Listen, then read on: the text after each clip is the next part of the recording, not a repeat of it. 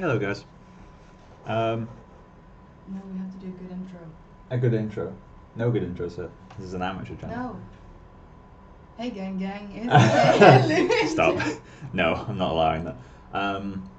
Oh, we clipped the fuck out of the microphone just then. There we go. Sorry. It's alright. Hey, guys. So, this is the character we've been working on. We'll be starting the groom today. Um, in terms of, there's a few people watching this that I don't think have watched it before. So, I'm going to quickly show you kind of where we're up to. She's so pretty. So this is the newest render of the character. It's a little bit updated from the last stream. The last stream I think was this. So this was 2 days ago. Since then I've replaced the eyes with like a procedural system I had set up to texturing XYZ. I fixed the thickness on the ears because they're kind of uneven, creating this random hotspot. And I've also resculpted some wrinkles on the face and kind of defined those a little bit more. So this is the new one.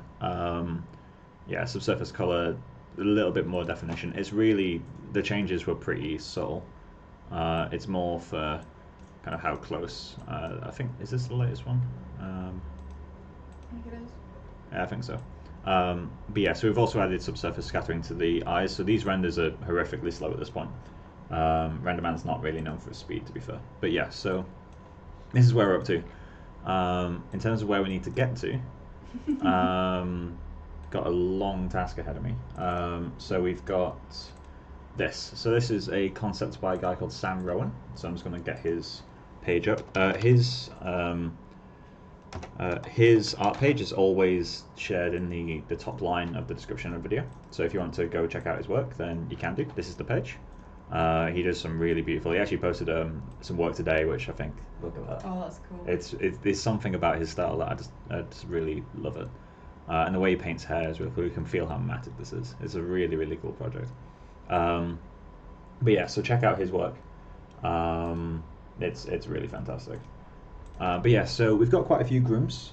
This will take like several live streams, 100%, maybe 2 weeks worth of live streams. So it will take a while. In terms of what grooms we've got to do. So in terms of, there's some things that we can't see in the concept that will be grooming. So one of them is eyelashes. The painting is just a bit too low res really for you to be able to see eyelashes. It's painted in like, very painterly. There's a lot of gestural strokes. So thanks, Rima. I'm glad you like it.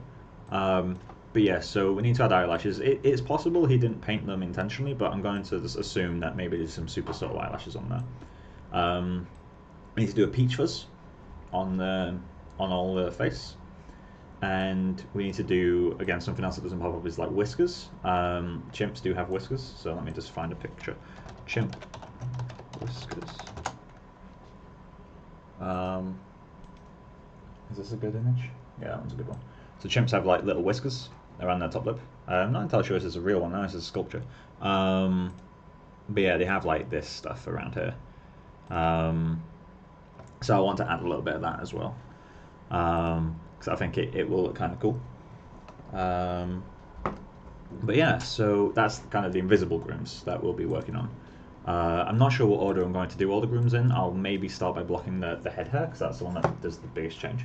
But yeah, so in terms of the grooms we can see, we've got kind of this mane, which goes over the head and around the neck. We've got the fur on the ears, and we've got this fur in front of the ears.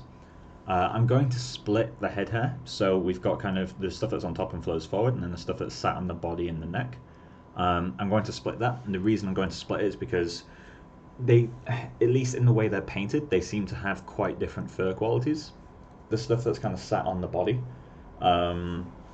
it doesn't have as much texture, and that's probably more a case of when you're painting, you don't want detail everywhere. But because I want to match the feeling of the painting, I'm going to split this into separate groom. I can hide that split kind of in this region here, where the fur goes forward and then flicks backwards. I can hide it in here as well. I'm going to split this ear groom, the one that's clumps in front, just so it's easier to control, and then the fur on the ear will be split as well.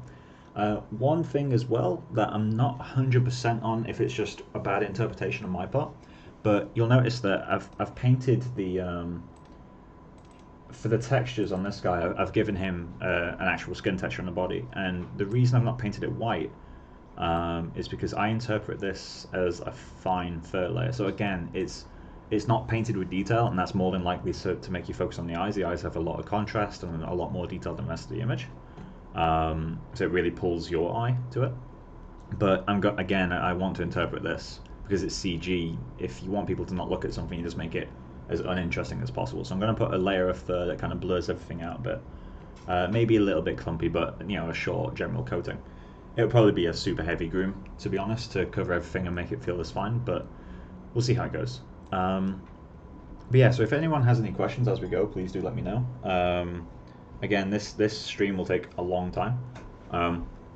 I'll be ending this one after about 2 or 3 hours. That's normally the length these go for. Sometimes longer. I do need to stop doing the 4-hour one, so they're exhausting. But yeah, so I'll go over the model, kind of the requirements that we've got. So yeah, so this is my scene. I've just got a general camera setup. I haven't posed him, so he also doesn't have half of his forearms or a lower body. But yeah, so he's relatively high poly. Like, compared to most projects you see on online forums, he's pretty high poly, but compared to visual effects models, he's very low poly, to be honest. So that may present an issue for us if I smooth this guy. It looks like it shouldn't do, but then we've got displacement as well, so we might have some issues with peach fuzz. I can explain that later though. If we do have issues, I'll have to figure out how to fix it, because I've not got a huge amount of experience with XGen and displacement maps. So yeah, one of the quirks of this setup is I'm using UV sets, and what that basically means is XGen doesn't allow, well, not XGen, the Maya Paint tool doesn't allow UDIMs, and XGen relies on the Maya Paint tool to do a lot of its texture painting. You can use tools like Mari and Woodbox to paint textures and bring them in, but with switching software all the time, it gets quite slow. I personally prefer just to kind of put up with having the Maya Paint tool. But what I did to get around that is, obviously that wouldn't be, this UV wouldn't give me enough space to do the proper look dev work I wanted to do, like the texture and XYZ maps. So I've been using UV sets. So this is my texture UV set. It's currently 6 UDIMs. The only reason it's 6 UDIMs and not more is because I'm using Mari non-commercial, which limits you to 6 UDIMs per object. But yeah, does high poly and low poly make a difference for grooming? Yes, kind of. So XGen, I'm not 100% clear on why or exactly how, but XGen seems to groom on a subdivided version of your mesh. So if I hit smooth on this guy, the shape doesn't change that much. It does lose a little bit of volume on like the edge of the nose, but displacement will kind of bring that back up. But this is what XGen sees, the smoothed version of your model. So in this guy, with him being relatively high poly, the shape doesn't change that much, and that's a good thing. Really, your shape shouldn't change when you hit smooth. It should stay pretty similar. If it does change a lot, you're relying on it too much, and I recommend you hit smooth a few times, like with the actual smooth. But if we had a lower polygon model, so let's say that character from Minecraft, Steve, you hit smooth on him, it's a completely different shape. So this is what your XGen would see. You right? Do you know the name of the Minecraft character? Yeah, Steve. He's the only character in Minecraft. Steve. What about the pigs? Well, I don't know if the pigs have a name. That's my girlfriend in the background, by the way. But yeah, so thanks, guys. Workflow. So since the last streams, I have replaced the eyes. I replaced the eyes with a subsurface shader and some texturing XYZ maps, just because I wanted to get a bit more detail. And I've got the maps from a couple of years ago when I did some work for texturing. So yeah, I've replaced the eyes, and the subsurface really helps bring an extra glow to it. I can do an A/B of the renders later. But yeah, so that's why high poly, low poly. That's why high poly and low poly makes a difference for grooming. But yeah, so back to the UV set thing. So I am using UV sets. with RenderMan, it's super easy. Whenever you load a texture, you can just plug it into a texture manifold and name your UV set here. If you don't understand UV sets, that's fine. It's basically just having multiple sets, I guess, of UVs on the same model. So one model can have UVs for different purposes. So in this case, I've got my texture UVs, and I've got my grooming UVs, which are called map1. The name map1 is important because that's the default name of UVs, and it's the way that Maya is set up to paint. So if it's not called map1, you may have some issues. Again, I'm not 100% sure on the technical reasons why that you can't just remap it. Maybe you can, but for simplicity's sake, I've just got this name map1, and then I just set my textures to use texture UVs. But yeah, so that's that done. In terms of the rest of this scene, so he's currently saved in my modeling folder, version 42 at this point, and I've got the look dev on him.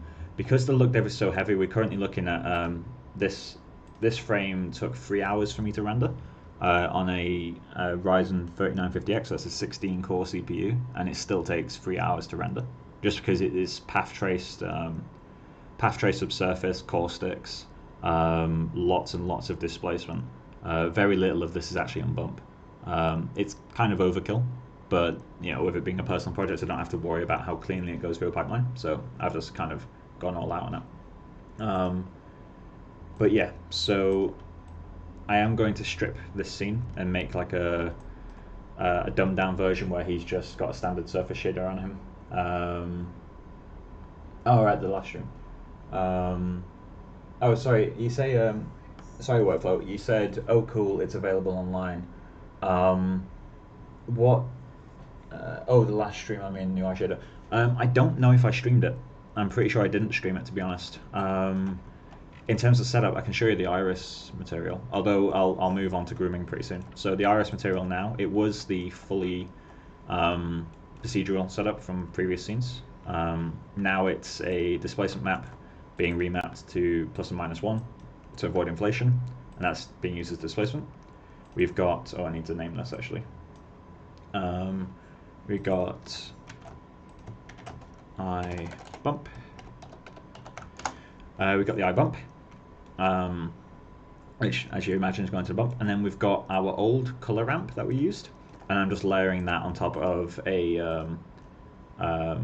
texturing XYZ eye diffuse, and I'm just layering it as a multiply so that we've still got the same color of eyes, but it has like the patterns from this texture.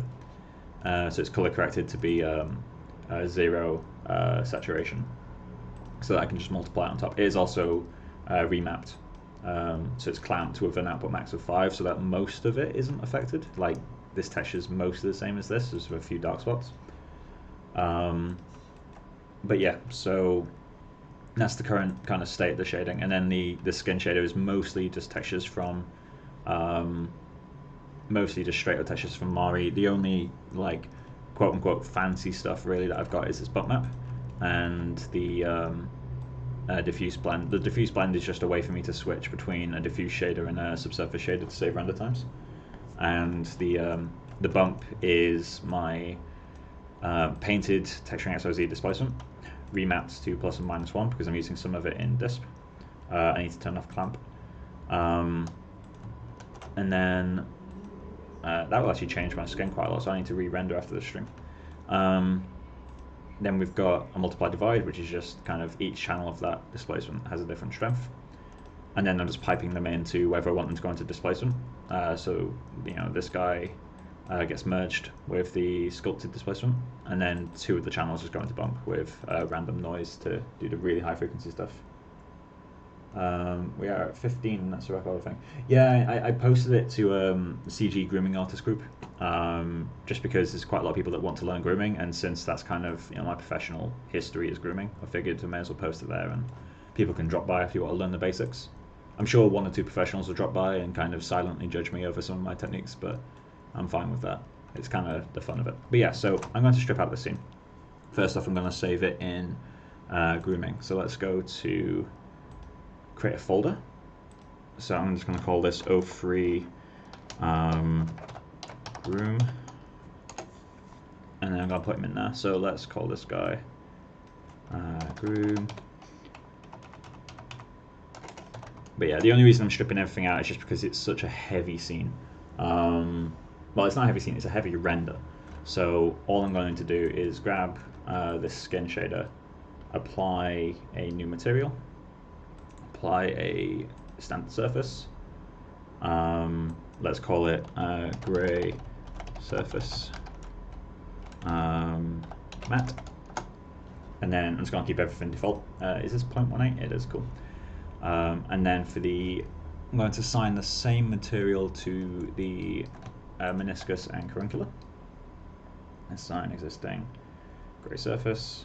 I'm going to get the iris objects and the lens objects and apply the same to those. Although you can't see them anyway. So just do that.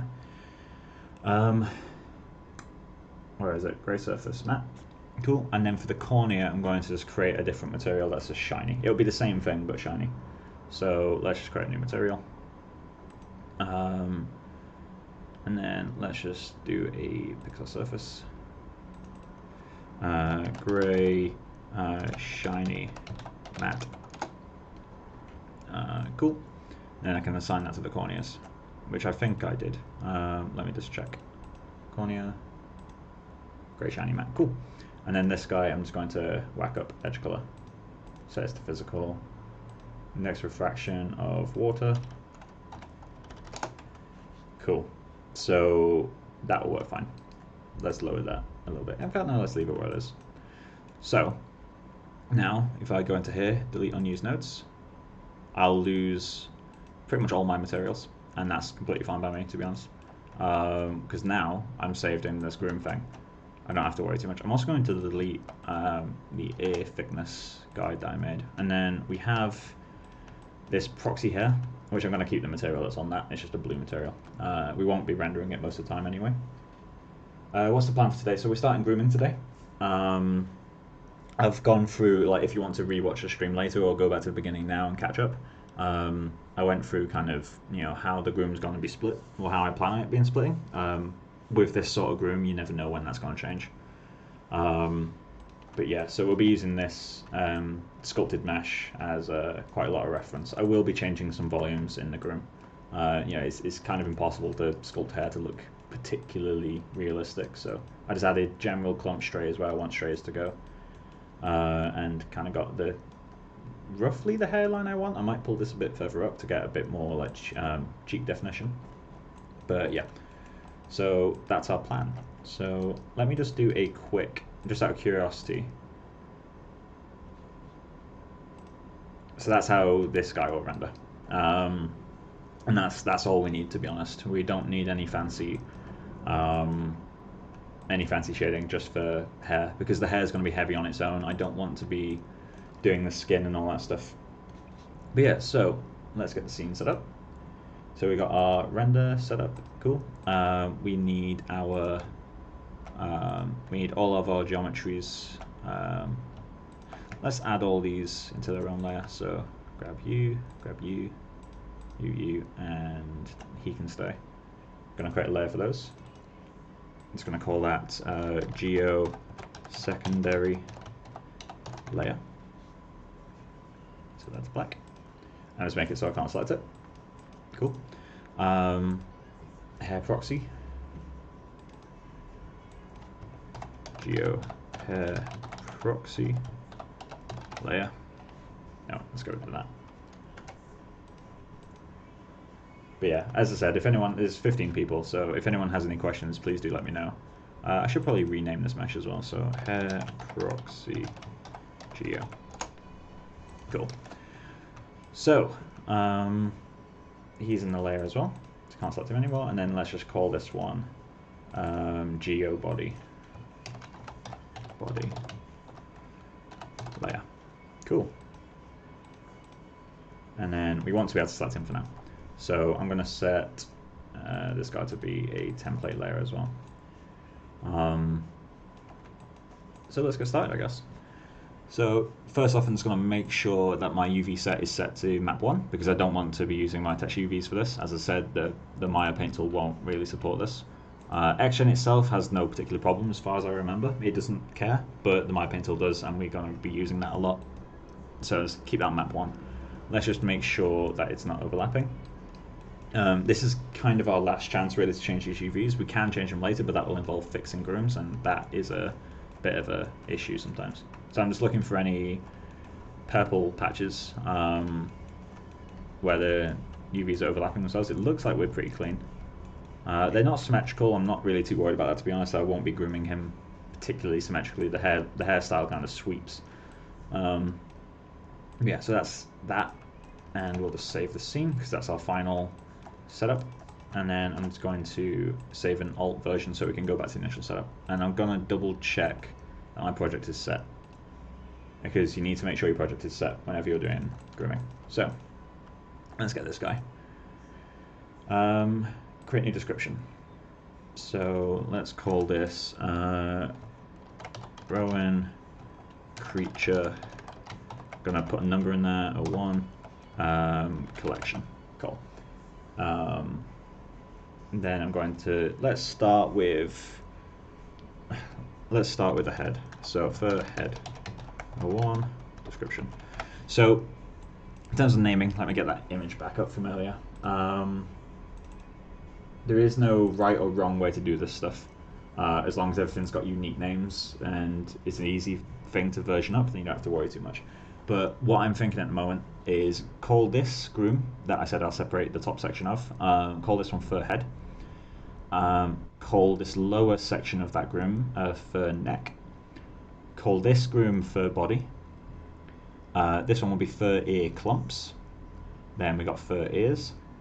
So maybe fur ear front clumps or something like that would be better. Fur eyelashes, fur peach fuzz, fur whiskers. That's kind of the names I've got in my head. I'm adding the number just so that if I completely break stuff or I want to make a version, then I can do that. I don't know exactly how versioning works in Action. I can imagine it's hacky, but we'll have to kind of tackle that as we get to it. Because as I said, like, I'm not a professional with Action. I've spent my professional career in grooming with a different tool called Fertility. I can't really say much about the tool, but I can say it's NPC's proprietary grooming tool. But obviously it's not X-Gen, so I'm not professionally versed with this stuff. But yeah, so Furhead 01 description, Rowan creature 01 collection. We want to create splines because it's all long hair. Randomly across surface, and we're going to do placing and shaping guides. We can use groomable splines for the shorter grooms like Peach Fuzz, but I'm not doing that yet. I'm going to start with the head hair. So placing and shaping guides, and that will create a groom for us. Cool. Fail to evaluate, that's fine. So let me add, I'm just going to quickly test that it works. So I'm just going to add some guides and preview that.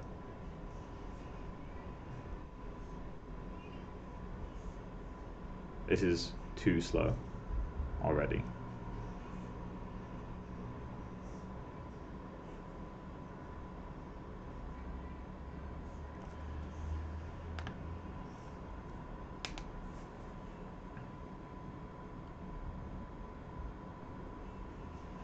Did you get a chance to work on The Lion King? I was in the credits of The Lion King, yeah, I got a chance. It was a pretty cool project. Why is this already struggling?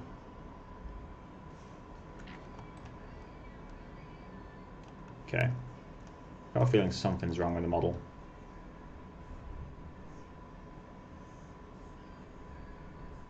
Why is it failing to evaluate subdue?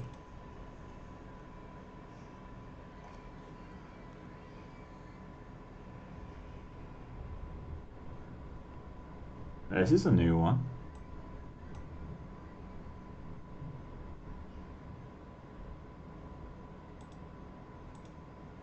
So we've already got our first bug. That's cool. Why?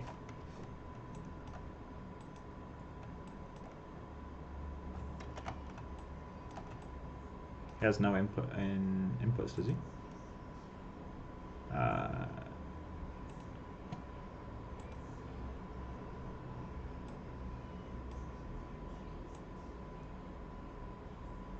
There's nothing here that should cause any issues.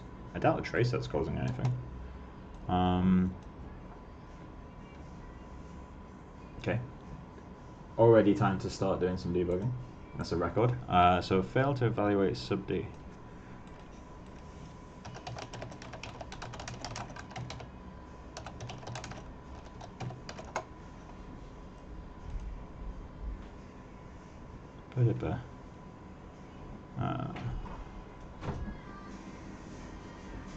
Already having our first groom break. Already? Yep. I literally created a groom and it's already broken. Is it the heaviness of the sea? No, I don't think so.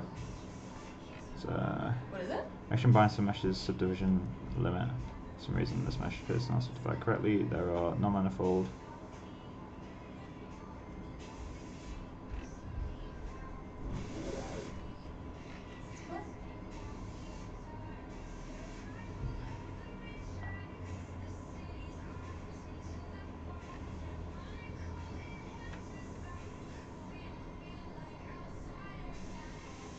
Ah, okay.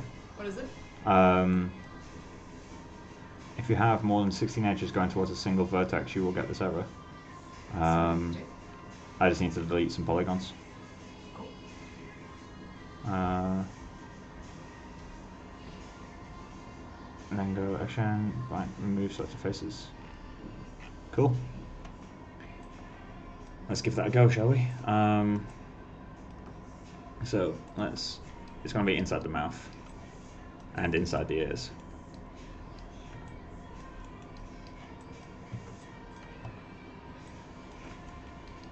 Cool. So then let's remove selected faces. Cool. And then we've got these guys here.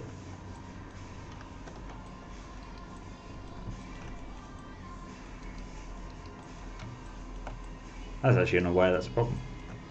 I'm glad I did the disclaimer. Remove selected faces.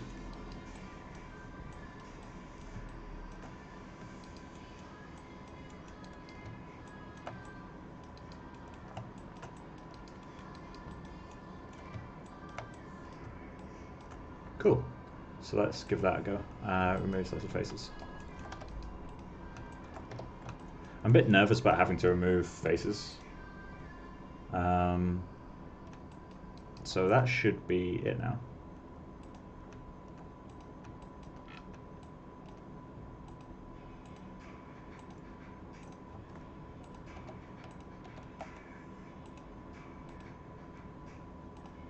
Oh, it's isolated selected, of course. Cool, so let's try that again. There we go, that's much better. Let me try adding a guide back here, that will change it. Cool, much better. So there we go, there's our first bug and our first fix. Hopefully our last bug, but I know that's already too high of a ask. So I'm going to lock the geometry layer. And I'm going to delete that guide. I'm going to delete this guide too. So one of the first things we need to figure out, I need to get some reference on my other screen. So again, we're using this guy's ref. I'm not going to match any real world ref yet. You know, this guy, you can probably find orangutans with very similar hair, but I want to get the general flows of this first, and then I'll find reference that is similar. Just because with it being a concept groom. Concept grooms, I don't really like starting with real world ref. I like to find the feeling of this, and then find a concept that's close to that. So you guys might see the screen glitch there for a second. I accidentally dragged it. So, why is this doing that? Okay, there we go. So, let's just get him up and get you. So, let's get our guides visible again. So now we've made it so we can't select any meshes, which in this case is what we want. I'm also going to change something quickly about the preview. So let me just hide this hair proxy layer first. I'm going to turn off tube shade. Oh no, guys, cool. Yeah, so there we go. So turn off tube shade. and that will just kind of flatten the tubes with it. I just don't really like how this looks in Viewport, to be honest. Hey Boris. I'm also going to turn off only primitives in view, just because at the moment he's quite a light groom. I like just to be able to scroll around him without constantly editing this. And then final thing I want to do is create a hair tube shader. So it's quite an old like legacy shader, but I just really like how it looks. So let's call this hair blue preview matte. Cool. No, Action isn't bugging, you just have to be gentle with him. Oh god, Action. So let's close that. Go into the attribute editor. I'm not going to need to change attributes, so I'm just going to set this to auto load off so I can keep going back to my hair material. But let's just set that to V tangent. I like to set the color quite dark, so I'm going to color pick a dark section of the ref, and then for the specular color, I'm going to select quite a bright section of the ref. Let's go with that. And then obviously we can't really do much work on the shader until we get the hair blocked out. So I'm going to start. We kind of need to figure out where the hairline is first, actually. So that's quite a difficult thing to do with this character. I'm going to assume it's like around here. But I'm going to do a few guides first, actually. So let's go into Action. I'm going to set this to not update automatically. So let's pick a random point. I'm going to start right here. So something that I did earlier that I didn't mention is we have this little hotkey here. This is something I mentioned in a lot of my streams, but do not trust this. This will convert your hair into geometry. For small grooms, that's fine, but for a full character, that will probably crash your machine unless you've got an absolute beast of a workstation, and even then, it'll probably bring it to its knees. So you can't delete this, annoyingly. Like, if you go delete, it just tells you can't. So if you middle mouse click and drag it to the end, because you almost never use this hotkey or this one or that one. In fact, you won't really use any of these unless you're doing the interactive stuff, which we're not. But yeah, so we got that there. And I'm just going to get the sculpt tool, open up the settings for it, and then let's dock that on this side. There we go. I'm going to kill the... let's not kill that actually. And then let's close this guy. So we can turn off lock length, which for now is what I'm going to want to do. And the hair length is going to be quite tricky to figure out just because he's got like kind of a helmet of hair. So let me just get my Wacom set up here. Where is my Wacom pen? There it is. But yeah, so we have kind of this helmet of hair. It could be worth doing a lineup actually. Let me. So we got this guy. Let me just load. Let me just load this image into the background. So let's go into environment, create, and then let's go grab that reference. So projects, is there? So ref. I don't know how well it'll line up.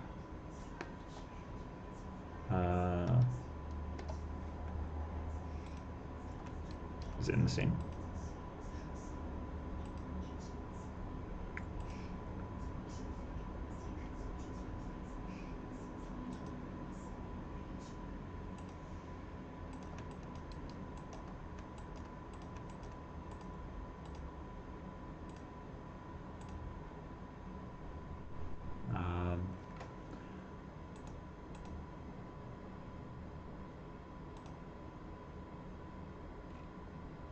That's weird.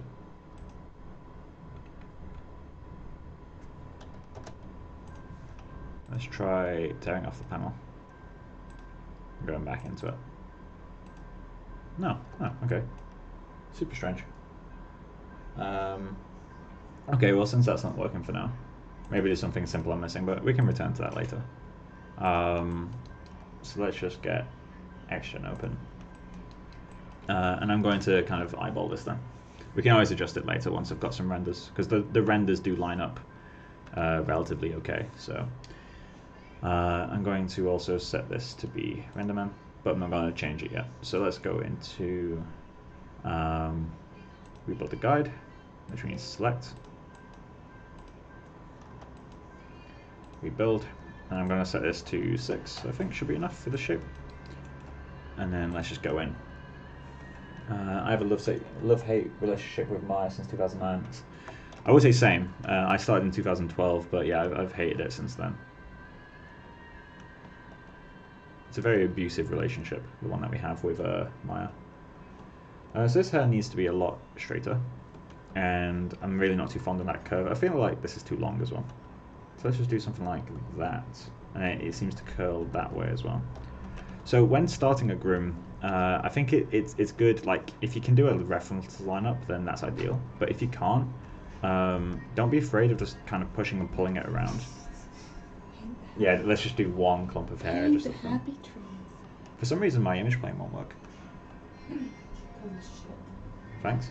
But yeah, so let's lean that over this way actually. So there is a small amount of just kind of instincts to this stuff. What I want to do is I want to make sure that as I build more and more layers, I'm giving room to the hairs below them. So let's just normalize that guy. Cool. Show image plane. It should be there. Yeah, show image plane's on. Unless it's just like immediately broken. Maybe it's something with RenderMan. Like I've got RenderMan nodes on this camera.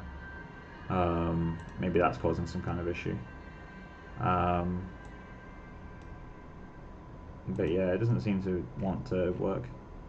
I don't think it's even created it, to be honest. I don't see the node anywhere. Can we do create image plane? Free image plane. I don't want a free image plane. Cameras, no.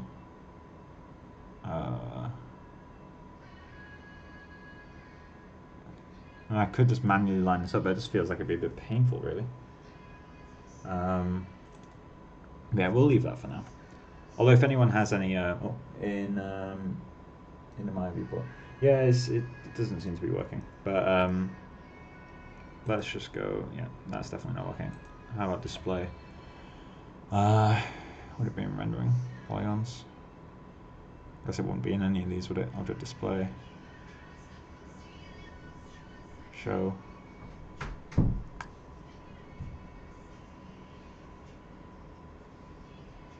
Yeah, I don't see it. But that's fine. We can just kind of eyeball it for now. So let's just do a guide like this for now. So yeah, one thing that I was just kind of talking about then is don't be afraid of just making a shape and seeing if it works. Chances are the first 5 passes I do on this guy will not work.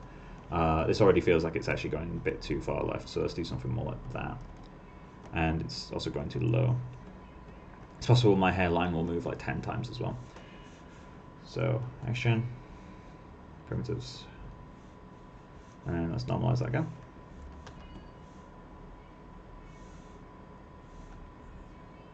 Pure ref. I could, but then I don't know.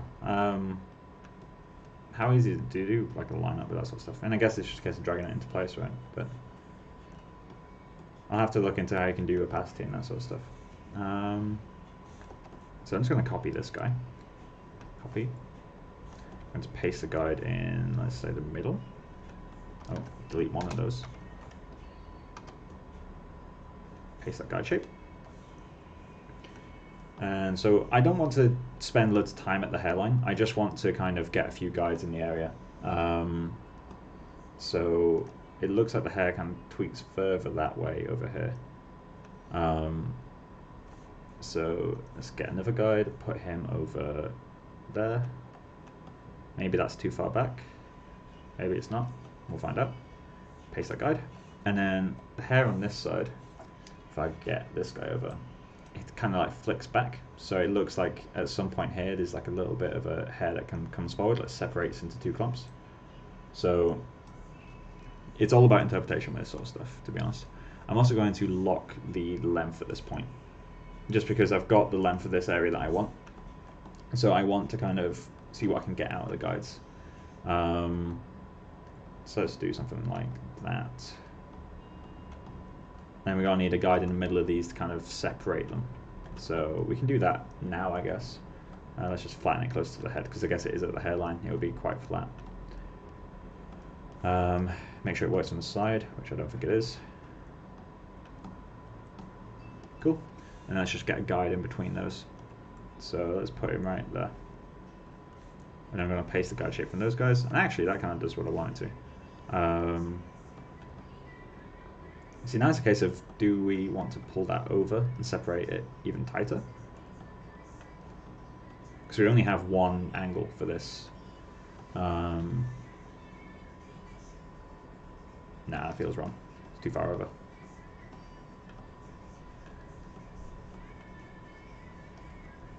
Let's do something like that.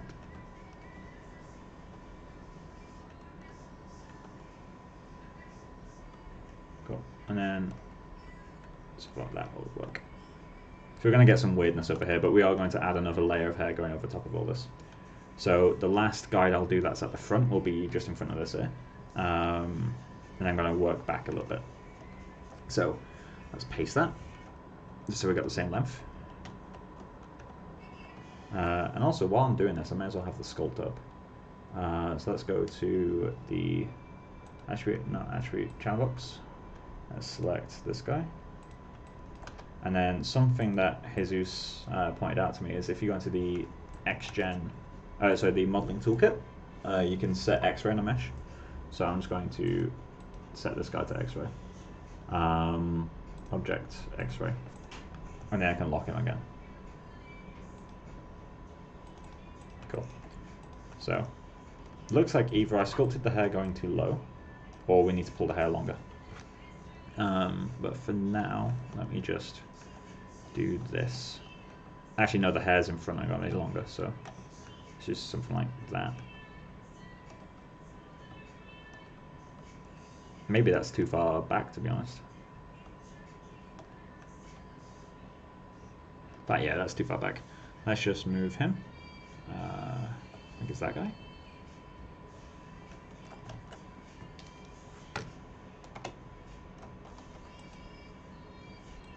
Is it control click? There we go. Drag him a bit further forward.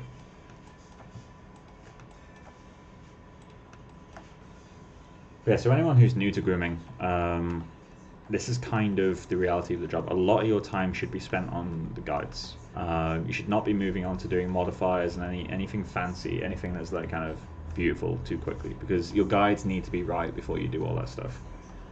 These guides aren't necessarily right yet, but that's kind of the point, is I'll discover that as I go.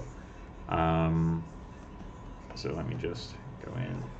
I'll be using symmetry to block out the back of the head, I think, just because it is, at least in the way I've sculpted it, it's quite symmetrical. I'm having kind of do like a middle parting. So let me just add a new guide behind this now. So the way I'm thinking of this hair back here, I don't know how well it's come across in stream, but I'm having the hair kind of pivot around this point. You can see it in the strays. So I'm going to have hairs around here that are making it almost to the front. So let me just scale this guy. And then aim him upwards. So I feel like that's a little bit too short, to be honest. So for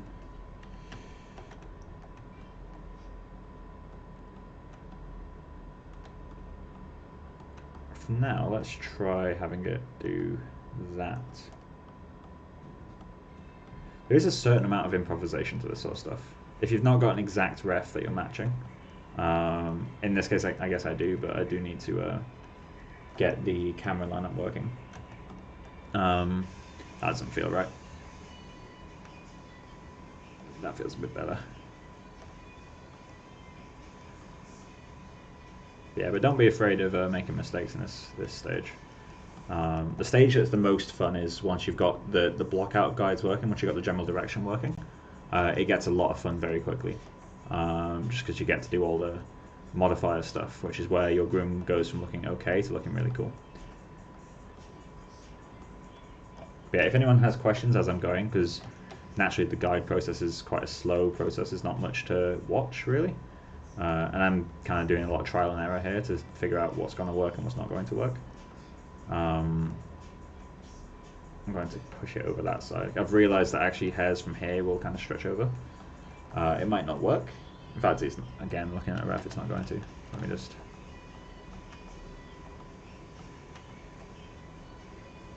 Yeti, Ocean, which do you prefer? Well, I'm currently using X-Gen. I hope that answers your question. Yeti is something that I used a couple of years ago. I did like a tutorial, like I made a clumping tutorial back when there was almost no tutorials for Yeti. But yeah, I don't personally use it that much. I did email the guys at Peregrine Labs and asked if they'd be interested in getting some tutorials. But this was back before I had a workstation, so I wasn't able to really do it. Now that I have an actual workstation, I might email them again and say, hey, you know, if you guys want to send a license, I can make some tutorials for you. Although now there's artists like Yuri Dulwich making tutorials, and he's incredible. He's really good at Yeti grooming. I think that will work. I don't want to spend too long on that one guide. I think that will work as the first pass. So let's get another guide and put him here. And then I'm going to grab this guide shape. Copy him. Paste it. And then with our locked length sculpt tool, this is where the hair kind of starts getting a bit tricky. So the way I'm interpreting the ref is it kind of splits and heads in these two different directions here. So I'm going to pull that in.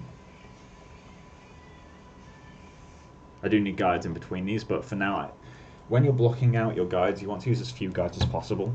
You could argue that I actually don't need as many guides at the front for the initial block out, because I will be changing the flow quite a lot in these stages. To be honest, I feel like I'm going to need to increase the length of these guides so they come further down, because otherwise we're going to get some weird artifacting. But that's something we can kind of tackle when we get to it.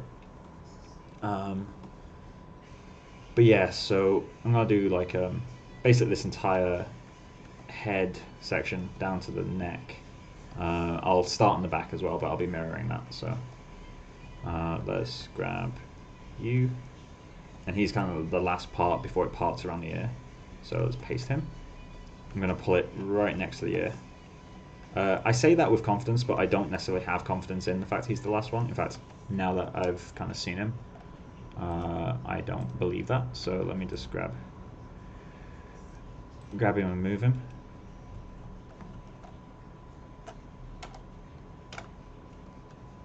I keep forgetting what the move tool is. How do I move guides? Yes, but how? There we go. So it's control left click. I need to remember that.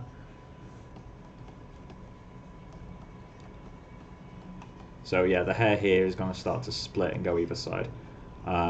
These strays that I've sculpted here are complete bullshit, to be honest. Like, that wouldn't really be how it would part, but we can kind of see how it works out later. Can JPEG image be used in density maps? You can. It's not the cleanest way. So personally, I like to use the Maya Paint tool. However, when you use the Maya Paint tool in the Hypershade, this is something maybe we can talk about when I get to that stage. But yeah, when you create that Maya Paint tool, it will create a file node in your Hypershade, and you can replace the map that's in there if you want to. I don't know if it has to be an if file. I don't think it does. And that will allow it to kind of save. I feel like these front hairs need to be longer and further back to allow this section to work. Again, that's something we can figure out when we get to it. So let's add a guide right here. And again, paste that, because that's roughly the length I want them to be in that area. But yeah, so you can replace the file path that's created. Because ultimately XGen, it's not using your images at all, it's using a ptext version of your images. So when you click save in that XGen window, it's just converting whatever file is connected into a ptext map. So in theory, you should be able to replace that map with anything that it can read, and Maya can read JPEG, so I imagine it wouldn't be a problem. But it's something we can test out. I've got a few ideas of things that I want to do when I'm hair shading, so I'm just going to check what the hair is doing in this area. It's probably very confused. Yeah, I imagine that it would be set to 10. yeah, so we're going to need a bit more guide work, obviously, but you also need to mask it too. In fact, I need to change the modifiers if you can. That will help a little bit. There we go, that helps just a little. But yeah, so we're going to need to obviously fill out a lot more of this area. So let's cut that. Start adding some more guides. So I'm going to add a guide right here for the split. The interpolation looks like it did an okay job, but I always like to copy guides anyway, just so I know the length. I can always change it manually. I just don't like doing that as the baseline. So let's just grab you. Also, the fact this is on the ear may cause some issues. I will need guides at the base of the ear. So let's just pull that in. And then that looks like it just curls forward. So it's not really in the ref like that. There also is like a little parting thing over here. So I don't think I'll need a region map because it is quite a messy parting. But it's something that we'll have to kind of look into a little bit. So that goes to about the cheek in the ref. So let's just fix that. Cool. And then yeah, these front hairs are going to need to be way longer. So let me just grab those because they're not going to work at that length. And this is why I say don't get married to the lengths that you're using, because that will make this way easier to interpolate now. So let's just go through and sculpt those guys quickly, one at a time.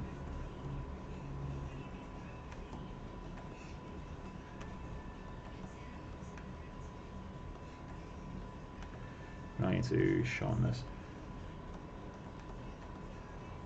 So these guys will need to be made shorter, but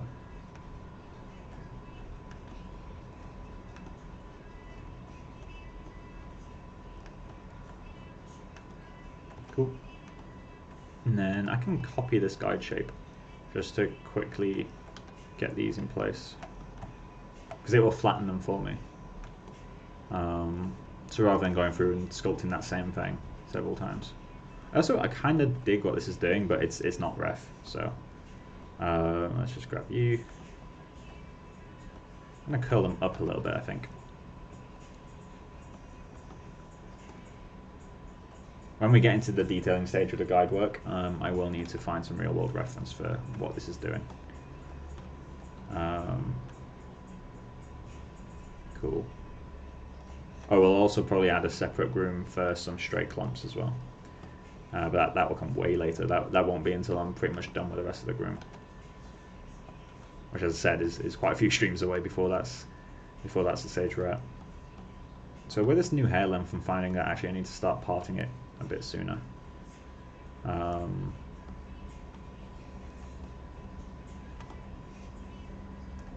So we are going to need some guides in here or some parting map or something to really force that shape. This is already looking kind of strange. But again, part of the fun of doing this stuff is figuring it out as you go. So let's add a guide right here. Paste guide shape. So right now I'm working in a way that I wouldn't normally work. And the reason for that is because the hair flow over here is something I can't figure out, to be honest. One image is never really enough to figure out hairstyle and a concept character. Especially at the back of the head. The back of the head is complete improv. So I'll be doing a lot of kind of guesswork on this. Should this be pulled back? I think this should. I've got a feeling that, so let's just bring this back onto screen. I've got a feeling that the hair back here, it looks like it's receded quite far, but it feels like it comes down, like there's a layer on top that's falling, but the hair next to it is flowing immediately down, which would make some sense. So I'm going to kind of treat this as his own thing and then have hairs below him coming out. That will mean some pretty heavy amount of guide work to get that to work, but that's pretty fine. We can always do some guide clumping in that area if we want to. So let's. Oh, one thing I'm realizing as it turns to nighttime. Flux. I need to disable you until sunrise. And while I'm here, let's kill Xbox. Let's kill. Is Nord not open? No, Nord isn't open. Cool. Cool. So I'm just going to pull this down. I'm going to kind of pretend that this clump doesn't exist, which kind of makes me think I'll need to bring him further forward. But yeah, so let's do that. That might work. I'm also using a way bigger brush than strictly speaking I need. Bigger brushes tend to be easier to control. That applies to sculpting, it applies to painting. Like big brushes allow you to get smoother transitions, really. Obviously, when you're detailing, they're useless, but when you're blocking out, big brushes tend to be king. Kind of guide there. I'm going to assume that most of the hair is around the same length because although you can get insane amounts of hair variation on these sorts of creatures, at the same time, like they're not getting haircuts. So I'm going to interpret it as if like most of the hair grows to a uniform length, and then I can add variation in areas like once I've kind of got that initial block out done, when I can see like, oh, is this working? Is it not? Something like that seems to work. I'm going to pull that further down though. So one thing we're going to get is I need these guides in this area to be pointing down. And the reason for that is because I've got hairs that are also pointing up in this area. So if I have them pointing forward, there will be a very weird disconnect between pointing forward and pointing back. Whereas if I have them all start pointing down and then some of them curl upwards, that will make more sense. Again, might not necessarily be how it is. Sometimes creature grooms don't make sense, and that's fine. I can't remember which. There's a type of dog that I had to groom once, and it was just a complete mess. Like, the fur made no real sense. You get some patches that were super fine and fluffy, and then another that's really clumpy and looks like it's covered in like grease or something. But it wasn't. It was just how the hair was in that region. I need to pull this a bit further out, I think, and then pull it in. I guess it's curling in a little bit in this area. It looks almost like I'm going to be needing to do like a spiral type thing, which is going to be super weird. Let's see if we can figure that out. Could it be flicking in and out? And let me just fix the position of this clump while I'm at it. He just needs to come up a little bit. Let me just go to that render cam for a second. So, oh, he's actually not too far off. He needs to go out a little bit. Okay, and then let's do a perspective on that. So I'm going to mirror this section and then completely change it, but I feel like getting this side blocked out will help me. So let's add a guide. Let's add a guide right there. And then I'm going to paste the guide shape again. Pull that out. Right, so it looks like it's still curling that way, so let's have it still follow that pattern. The problem we start to get soon is like we need to figure out how long does it take the hair to reach the surface, because obviously a hair doesn't start and it immediately go out. It doesn't do that. That's not how hair works. More than likely it's going to be pushed down by the weight of the hairs above it, and it's going to peak. It's going to reach the surface that we see, like this top layer of hair. It will reach it further down. Gravity is going to do that. You can get hairs that go completely against. You can get hairs that do that perfectly fine, but they're still going to be influenced by the hairs on top of them, at least at the root. So let me just drag that down a little bit. And again, there's a lot of the things I say, some people will disagree. It tends to give me pretty decent results to think that way sometimes, but you know, there's plenty of artists who are way better than me, who will probably disagree with some of the stuff I'm saying, and that's completely fine. You can all learn. But yeah, like I tend to find that works quite well. You can get references that go against what I just said as well. That can be a bit of a nightmare sometimes, but yeah, this shape doesn't make much sense, having it curl in and then have some hairs flecking out. So we're going to have to do some weird stuff. Maybe even the hairs down here are flecking up. So maybe actually these strays out here at the neck room, maybe they're coming out and being flicked up. That's one way we could interpret it. Again, the key word is interpret. There's a million different ways, and chances are someone will make a comment at some point. I'll completely 100% agree with them and start rebuilding my groom. So I think I'm going to start building this spiral because we do know the volume of that area and the direction is quite easy to guess. So let's go with there. And then I'm going to grab this guy. I'm going to grab that guy. Copy guide shape. Paste guide shape. Just because the length should be similar. The length between these two hairs shouldn't change that much. And then I'm going to have him having fallen forward, so maybe I need to pull the guide further forward as well. Which actually I'm going to do for both of these. So let's just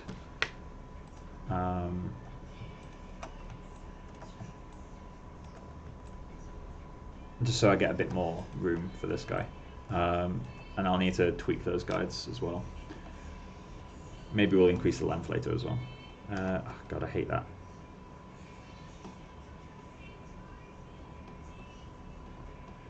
For some reason, my Maya occasionally decides that I'm holding down the control key, which is really annoying. If anyone knows a fix for that, please let me know. Let's grab that guy as well.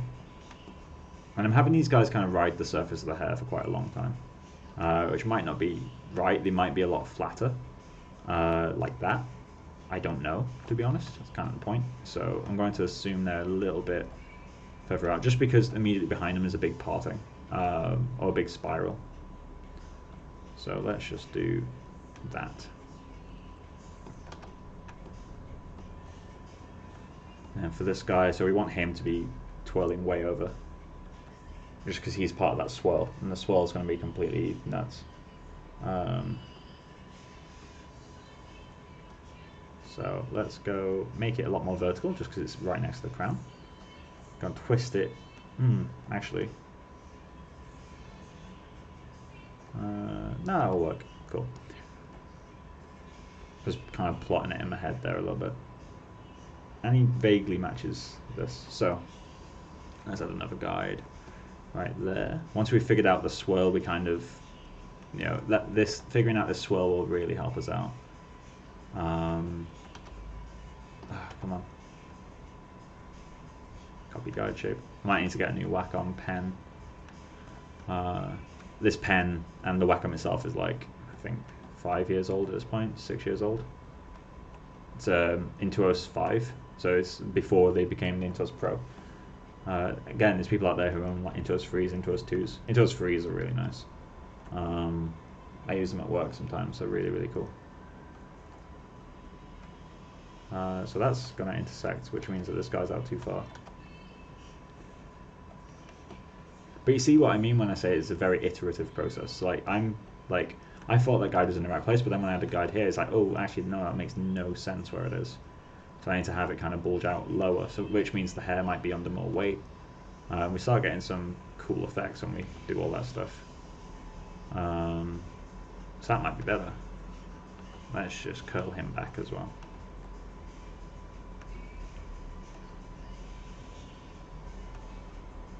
Cool.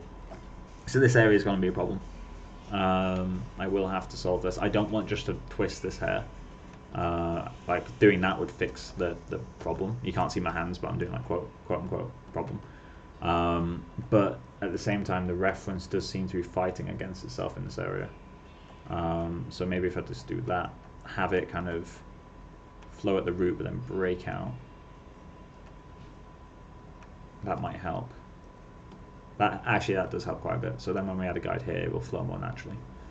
But we do need to make a break somewhere in here. But let's move on to the next guide.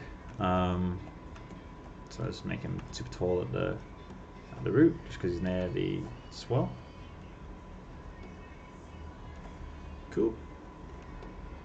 So next spot I'm going to pick is right here, I guess. And then this one is going to be the first one that twists behind the ear, I think. So I'm kind of having him go up, hit the ear, kind of get bent around a little bit. The back of the ears I'm going to do as their own groom, so I'm not going to worry too much. I mean, these clumps here I'll do as part of the head groom, I think. Maybe not. I'm not entirely sure at this point. Although I will find the reference that I have for the back of the head. Where is it? That's not it. This guy's cool though. What are the other references I got? Did I not save it?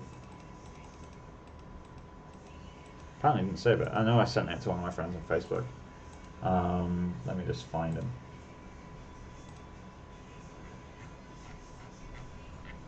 Come on, let me scroll. So I'm searching off screen. I don't want to show pictures from a private conversation on online. But I know I sent him this image.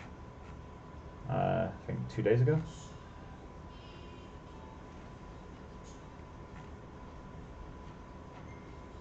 Come on, there it is. This. I love this image. I really want to try to replicate this a little bit, like the subsurface and the hair. His ears are too thick for that. But having some kind of skin like glow below these clumps that are completely breaking it seems really cool. So I'm going to save that image before I forget it. Save image. Let's save it to personal projects. Sam Rowan, ref, and then I'll save it under the default name for now. So that's something I'm going to copy for the flow in the back of the ears. I just think it looks super cool. But yeah, so this isn't making a huge amount of sense to me, to be honest. I feel almost like I'm offset too far. Like maybe he should be curling this far back, which means he should be the one that's clashing. But then he would need to move as well, so it gets kind of confusing. But if I was to flow that flow around that crown, then this feels more natural to me. So let's see if we can figure out this area. So let's grab him. He can be the one that parts. Maybe we can have the hairs cross over each other in this area too. And the way I sculpted this area doesn't make sense. So I'm going to ignore the fur volume I made in this area. For some reason, I imagined some kind of force field around the ear. So let's do that.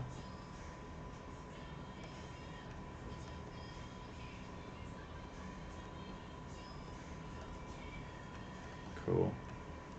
So this area is going to be a complete mess. It's going to take quite a lot of passes, I think. Let's just do that.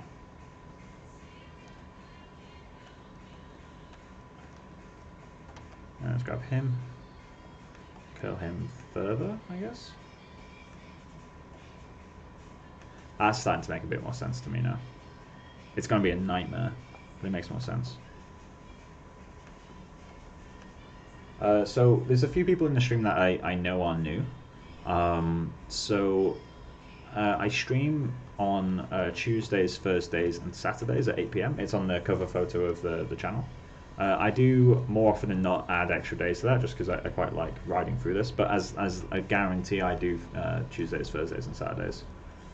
But if you want to kind of catch them, also you can subscribe. I'm not going to post to the CG Grooming Artist too much. I'm already spamming my personal Facebook page. I'm going to stop doing that as well, because I don't want to post them too often. I don't want to burn people out on a project that they're not even working on. But yeah, so if you want to keep up to date, you can just subscribe. Or just at some random point remember these videos exist and come back to them. I don't really mind. I'm not monetizing these. I can't monetize them because I'm using non-commercial licenses, so I'm not too worried. Let's add a guide there. That is too close. Let's add him there. I'm going to allow XGen to interpolate the bit in between because it's going to be a nightmare. So let's do that.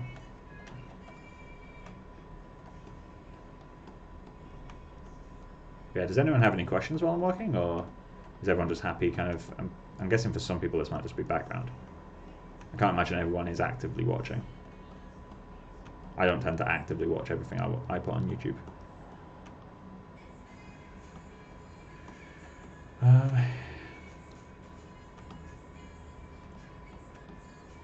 So here I'm just going to try out a different flow. Because one problem we're going to get is we have this spiral which goes to a center parting. It's not really a parting as much as it's just hairs flowing like away from each other. But at the same time, if I was to follow that, it doesn't make much sense to me unless I did that. But then this doesn't make a huge amount of sense. And again, like I'll probably end up redoing a lot of this, to be honest.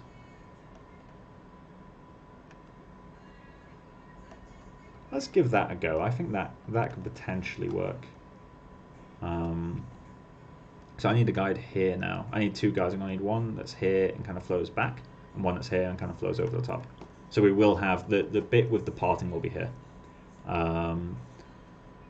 So I don't know if it will be parted enough to need a parting map, particularly. Oh, didn't want to do that. So let's have a guide right there.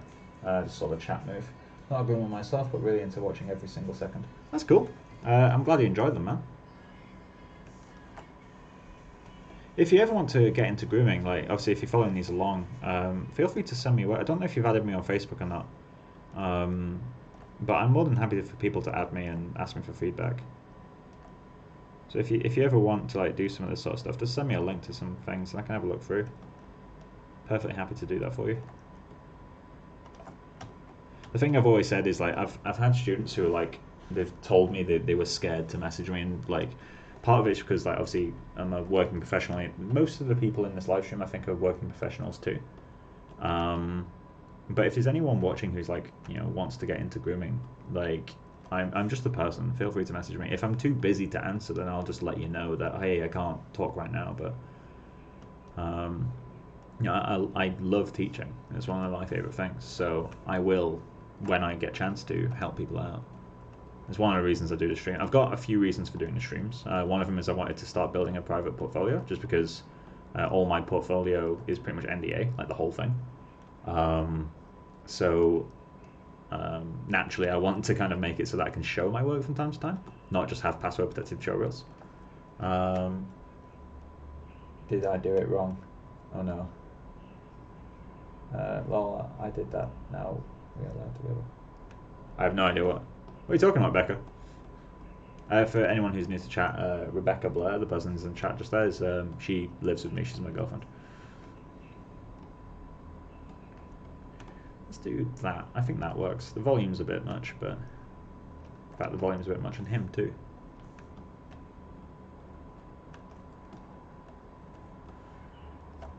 So this is going to be tricky. So let's try adding a guide right there. I'm going to paste guide shape, and then I'm going to pull him over that way. I'm actually texturing in Mario props for my show reel. Oh, you messaged me on Facebook? Oh, right, okay. I only just realised what Becca was saying.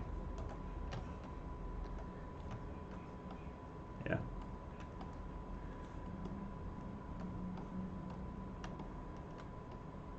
I can't promise though that anyone else who reaches out for feedback from me will end up in a relationship with me.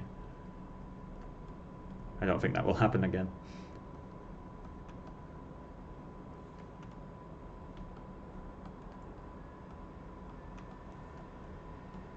Although maybe if Pranav reaches out. Most of you won't know who he is, but that's fine.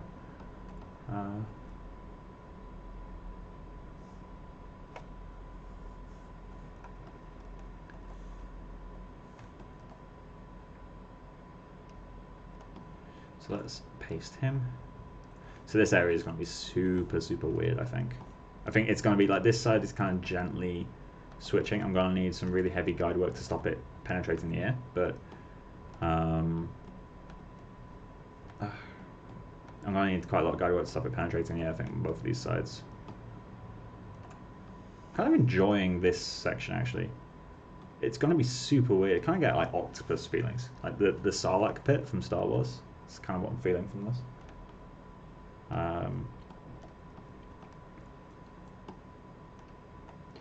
So that's way too much volume. Same with you. So let's grab him.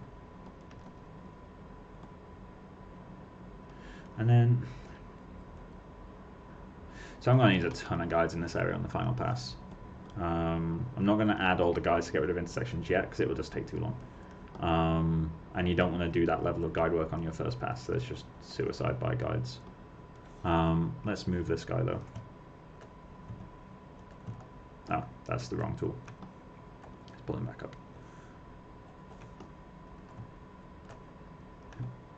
Cool. It gives a little bit more breathing room to the other guides.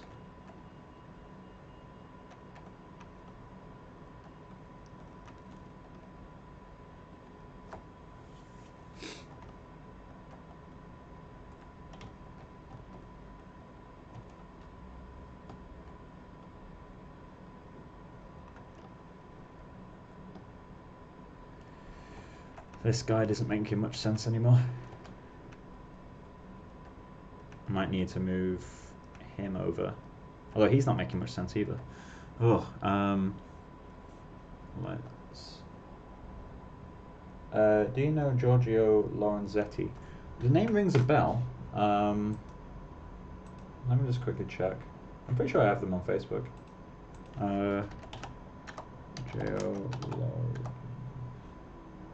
Apparently I don't.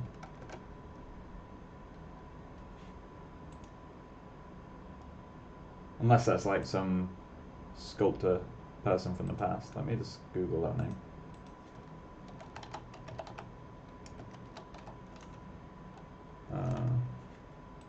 Paste that.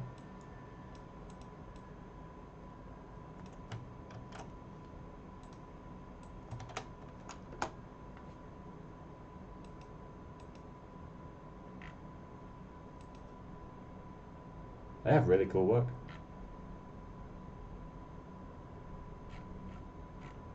Texture artists. Oh, wait, no. Yeah, Giorgio Lowe, of course. Dancing Queen. That's a reference most of you won't get.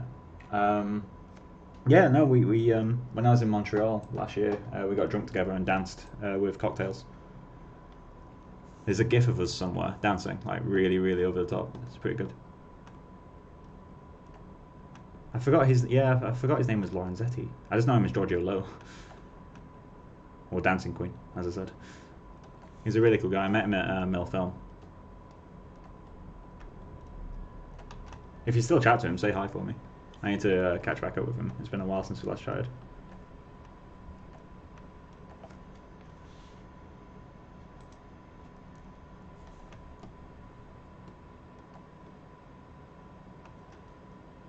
Cool. So this area is really not making much sense. I'm going to need to stand these guides up a bit more at the root as well. That will help. I'm going to need more CVs as well. Yeah, Giorgio's a really great guy. I'm glad to have met him. Let's add a guide right. So these are going to have to be super tight. So I'm going to put a guide right there.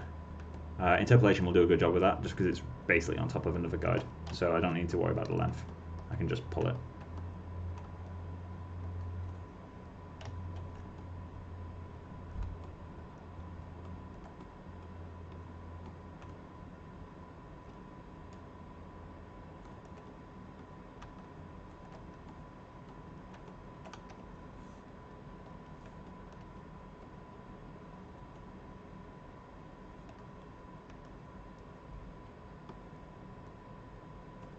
Cool, so this area is going to go against the sculpt, but that's fine. Let's just have a quick look to see how this is doing. I'm also going to paint a super basic density map just for this region, so let's save the scene. I'm going to alt save as well, just so we get more versions. I like to save a lot of versions when I'm doing this stuff, and create a map. So for the map naming, I like to put just the name of the groom. So for head 01. And then just put what attribute I'm controlling, so in this case density. And I'm going to, I could put 01 at the end of this, but I'm not going to bother with that. I'm going to start with black. I'm going to set this to around 30, although I can always go back and change that. And then I can go in and paint this. No file texture assigned, that's fine. So next thing that we need to do is set this to solid. And then I'm painting black right now. Cool. I need to make sure that startless pressure is off while I'm doing this. It doesn't really matter that much in these early stages, but I don't like having it on. To be honest, I like painting solid values while I start. And I'm just going to paint to the guideline. Your guides should outline your groom. That's a thing that helps quite a lot in grooming. And what I mean by that is your mask should not go out in front of the guides, because the moment you go in front of your guides and there's nothing, if a hair's not between two guides, it doesn't know what shape to do, so it just takes the closest guide to it, and that will always end up looking weird, almost every time. There are instances where you can do it and get away with it, but if you want consistently good looking grooms, you want to make sure that you're fully controlling your groom at all times. And one way to do that is to make sure that your mask is always within guide. So like this area, for example, I can probably get away with it right now because I'm in that blocking stage, but I'm still going to get rid of that. Just because I currently only have guides for these regions, right? So if I extend it past, I'm going to get artifacting. Hell, even here, like I should do that really, just because I'm blocking. So I'm going to save that. We save it in the tool settings first, just because that saves the actual image texture for us. And then we go into Action, and we hit save in here as well, and that will convert fatal error. Yay.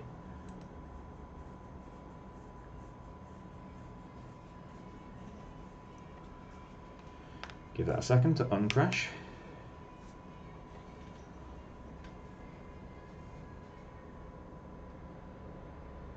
Cool, reopen that. I also need to clean up my desktop.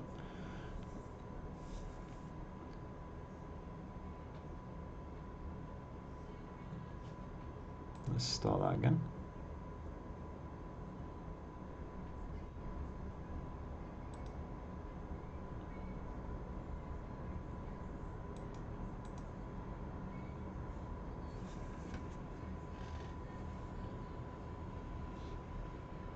Cool, so let's get, for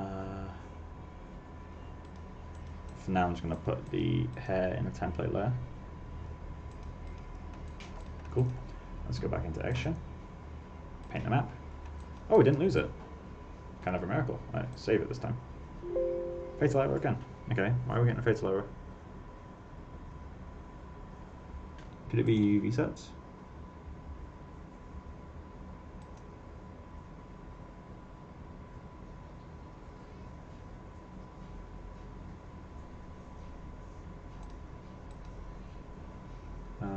Alright, let's do some Googling. Maya fatal error on view. Fatal error on Action save.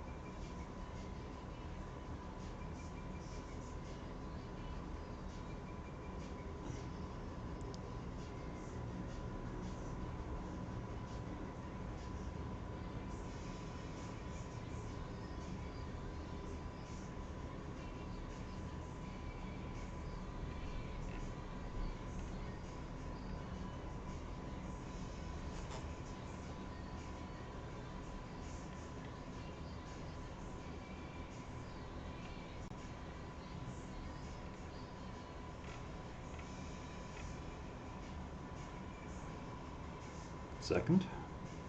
I'm fiddling.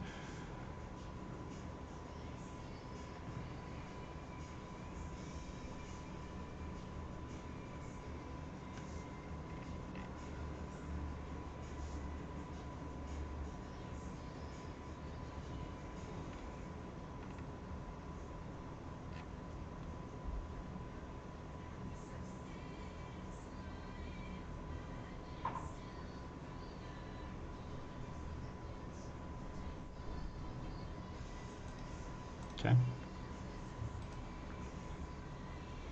So let's try massively lowering the Pt.9 resolution. If that doesn't work, I'm going to try deleting. Actually, let me check the mesh for. Where is it?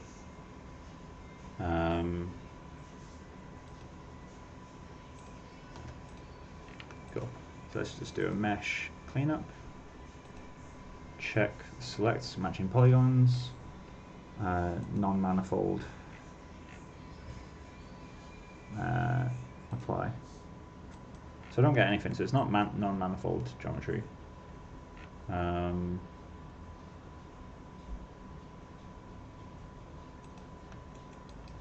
Cool. So let's try in XGen. I'm going to go into this guy. I'm going to set this down to, let's go with 1, the lowest possible setting. Accept, hit paint, so we've still got our map. Will it crash?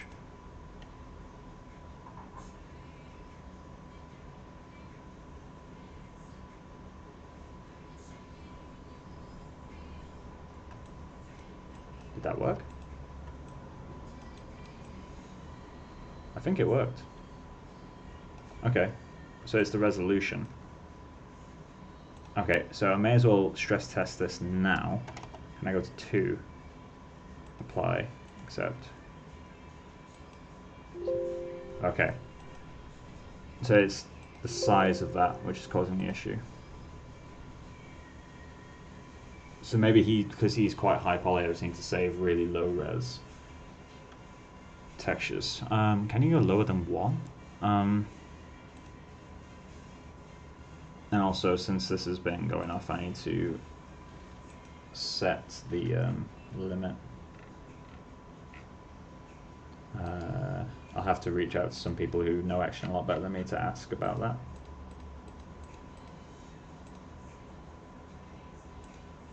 Cool. So let's just load him again.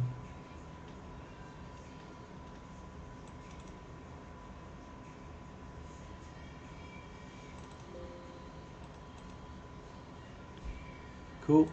So now, if we go into Action again, so I know it's not a geometry. I can load that just fine. So if I go into U, set this to 1, it doesn't crash if I set it to 1. Although it does take a while. So let me just double check.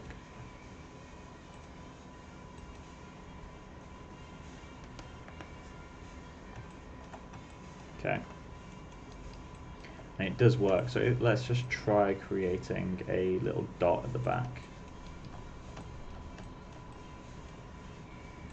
And see if it works. Save texture. And save you as well. And then update the groom. Right, okay, so it's working. So it's apparently just the resolution of the mesh in some way. He's not that high poly. He's currently 17,000 polygons, which really, on the grand scale of things, is not much. I think he's around 17,000 anyway. It's not far off that. So I'm not sure what's going on there. Anyway, let's just paint this section back to black and dock him while I'm at it.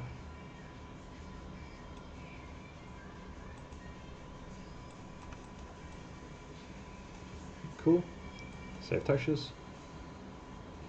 Back to XGen. Save you. Update. Cool. So let's turn off wireframe on shaded. And then just for a second, I'm going to. Oh, I need to save the scene again. Groom. I'm going to check the size of the ptext file. So if I go into here, so let's go into XGen, collections, description, paint maps, head density, 500 kilobytes. So it's not massive. I can't open that. It's not a really big file. That's super weird.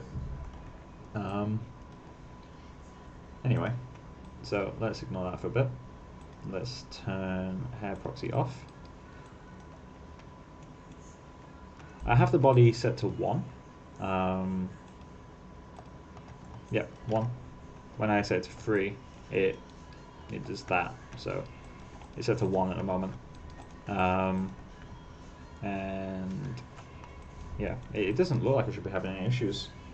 It's really not that high poly. If I go to display, heads up display, polygon count, it's 19,000. So it's not like low poly, but at the same time, you know, I mean, I'd go a subdiv higher personally. Like, it's really not that high res, so I don't know why that's having issues.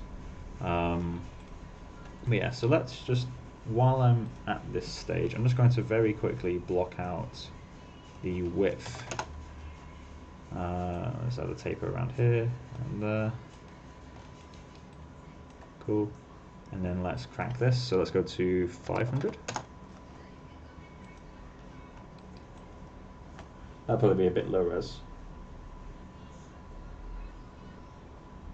Yeah, it's not in Viewport subdiff.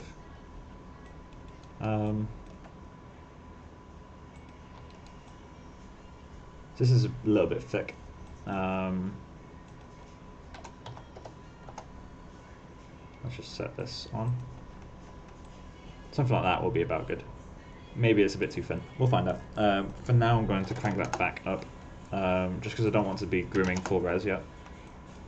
And the beauty of grooming is I can change this at any point with no issue. Now we've got some hair in place as well. I can quickly change the shader. So let's go into the hyper shade, which of course it won't open. Okay, so if I select hair tube, so all I need to do is list auto load. So I think it's the power that I need to change. Cool. That's all I needed to do, really. It's just a bit too strong.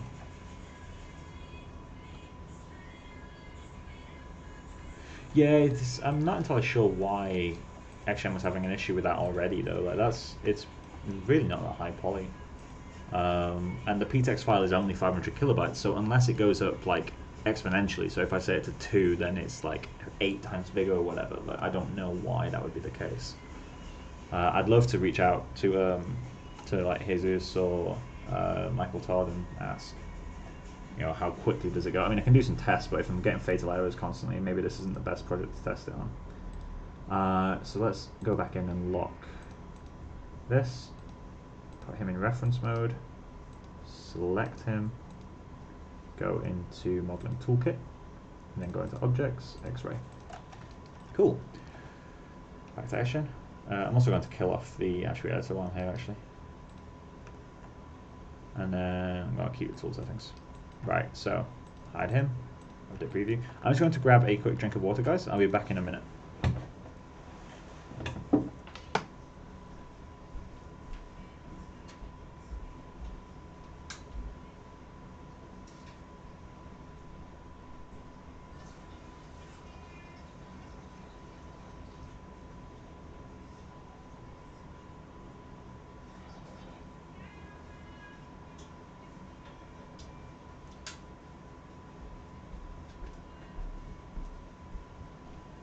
There we go, I'm back. But yeah, so as you guys can see, if anyone here is completely new to grooming, as you can see, most of the job is debugging. A lot of the job is debugging, to be honest. I'm in the blockout stage and I've already had to debug twice. One of them being a fatal error as well, where you don't even really get any proper readout. So it's all about Googling, to be honest. A huge amount of any CG job is Googling, because this is like, although it's a small industry, it's also relatively an old one. So every problem you've had, there's been thousands of people who've had it before, and at least 10 of them have posted about how to fix it online. In some cases, like those XGen things there, Michael Todd is the creator of XGen, and he's replying to people saying why things are broken. And that sort of information is incredibly helpful. I'm going to start adding guides at the back of the head now, I think. I'm going to need to figure out how... I need to start on this side, to be honest, because that's where I'm doing these. In fact, actually, let's start there. So I want to like work my way back. Cool. So the hair back here is going to get longer, so I'm going to increase the length of that. Kind of arbitrary amount. I don't know how much longer it's going to be. That might be too long, to be honest. But just to fill out a shape this big from this region, like getting the hair here to work is going to be a bit awkward. I'm going to need guides kind of at rows. But yeah, we'll see how it goes. And then it's also a case of, do I want to curl these up like match to these guys because that could look quite interesting, or do I want to have it, you know, kind of follow gravity a bit more and like really pull down? I think that looks bad to me. I have worked on grooms in the past that are stylistically quite similar to this, so I do have a little bit of kind of, not insider knowledge, but stuff that will help, experiences that will help me out. So I'm going to pull that back away from the air and I'm going to curve it like that. That will tend to get me a better look in the final renders. It's all about trial and error though. I've been through so many iterations of grooms like this. And let's just pull that down a little bit, get more of an S to it. Your guide curves really individually should look interesting from multiple angles, and guides like this one, where it's like kind of janky, isn't going to give me great results, at least for a block out stage. It might work better later. For now I'm going to leave him alone, just because I've got the rest of the head to block, but and I want to have at least a basic block out of this groom, just guide work by the end of this stream, and it's already 9 o'clock, so I'm going to shut up and get on with it. Let's get him, guide him up.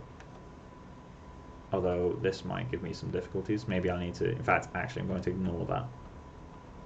I'm going to have the separate groom for the ear do this stuff.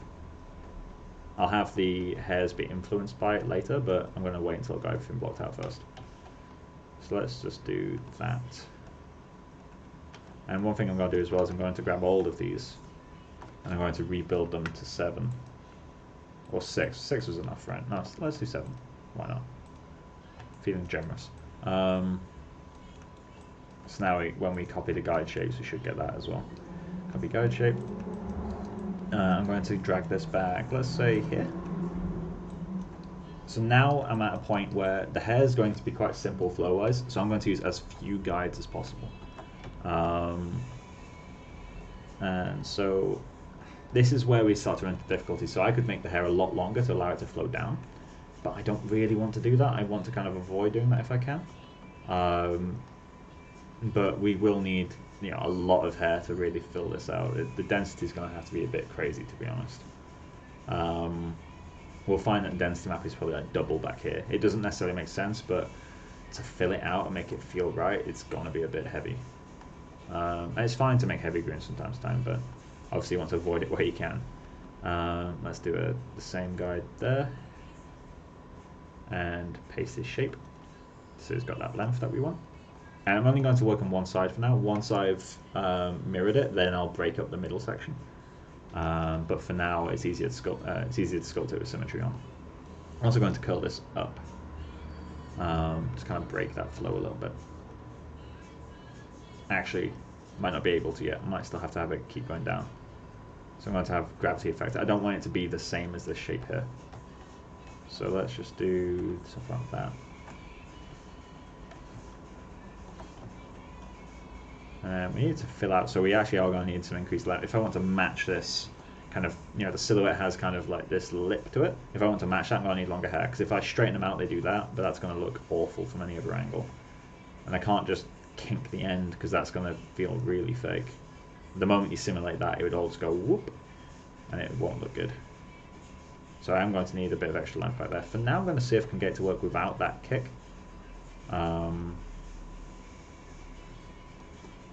But yeah, we'll see how it goes. As I've said many times now, part of the fun of it is just discovering kind of how does this stuff flow together. Or does it flow together? Sometimes it's worth just breaking it completely. Like down here, I want the hair to do something more like, I want the hair to flow in this direction. So that kind of sweep. No particular reason, it's just an image I've got in my head and I quite like it. Obviously symmetrizing that will be a bit weird, so for now I won't push it much further than that, but I probably will go pretty crazy.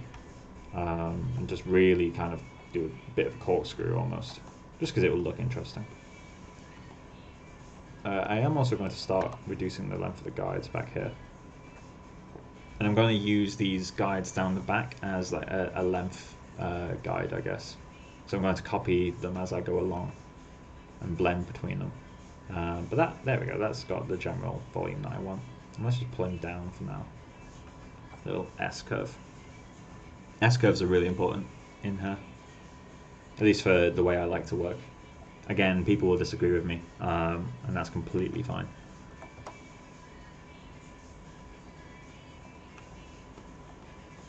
again, something I've touched on in previous conversations is students or beginners will look up to professionals and be like, "Oh my God, they really know what they're doing." And yeah, we have experience, and you know, again, I say we, like I'm still pretty early on in my career. I've just reached literally this month. I will reach 3 years at NPC.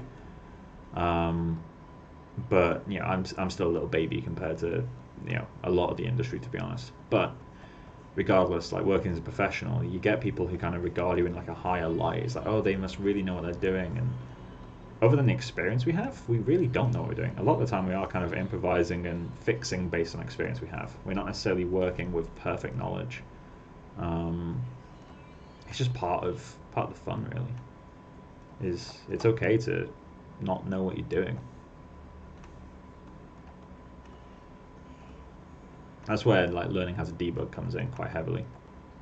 As you've seen, like I've had problems today that I've never really had before, just because I'm not an X-Gen groomer. But because I've gotten so used to fixing broken tools, it's not really been an issue for me. Also, thank you to the guys who have subscribed. There's been a few of you subscribed to me today. Thank you very much. I appreciate it.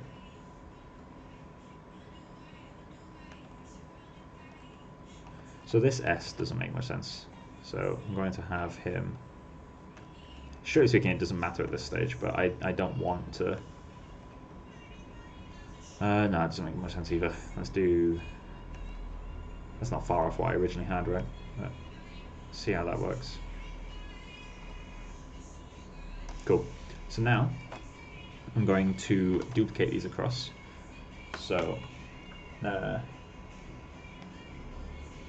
I've worked with Mikkel. Yeah, I've worked with Mikkel. You're Mario. Yeah, Mario. Yeah, I've worked with Mikkel. He was at NPC with when I was there a couple of years ago. I think it was like almost 2 years ago. May. I think he left in May 2018. He was only with us for like 6 months or so. Really nice guy. Although I haven't chatted to him since he left. It's kind of sad.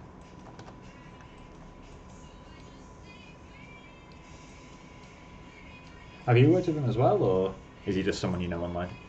Because he does have like a decent online presence, if I remember correctly. Like he's got some really quite popular work that he's done.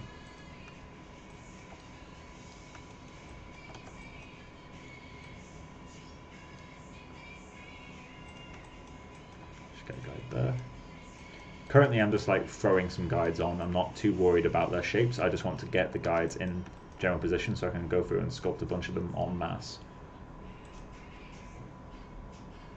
Oh, nice, you work at Trickster. I didn't know you worked at Trickster. Oh, by the way, really good work on the Yeti tutorial that you've done. That's fantastic. I haven't personally watched it yet, but looking at like the stuff that you've posted about it, it looks really fantastic.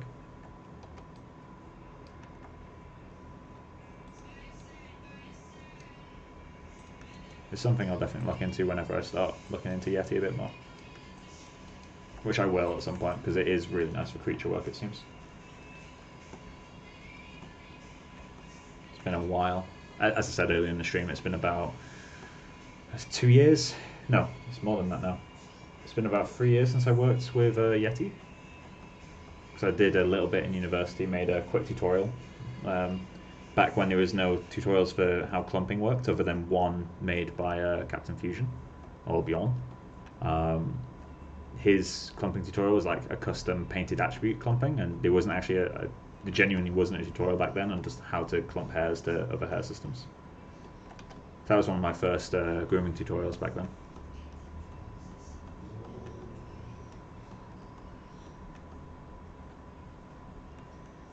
This guide is going to decide a lot, I think.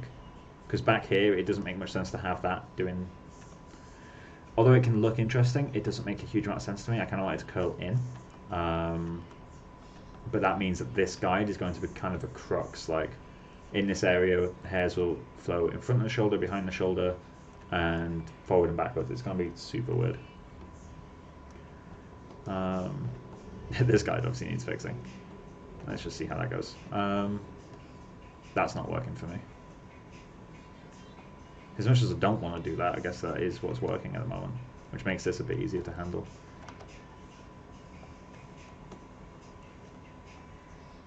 How long have you been at Trickster now, Mario?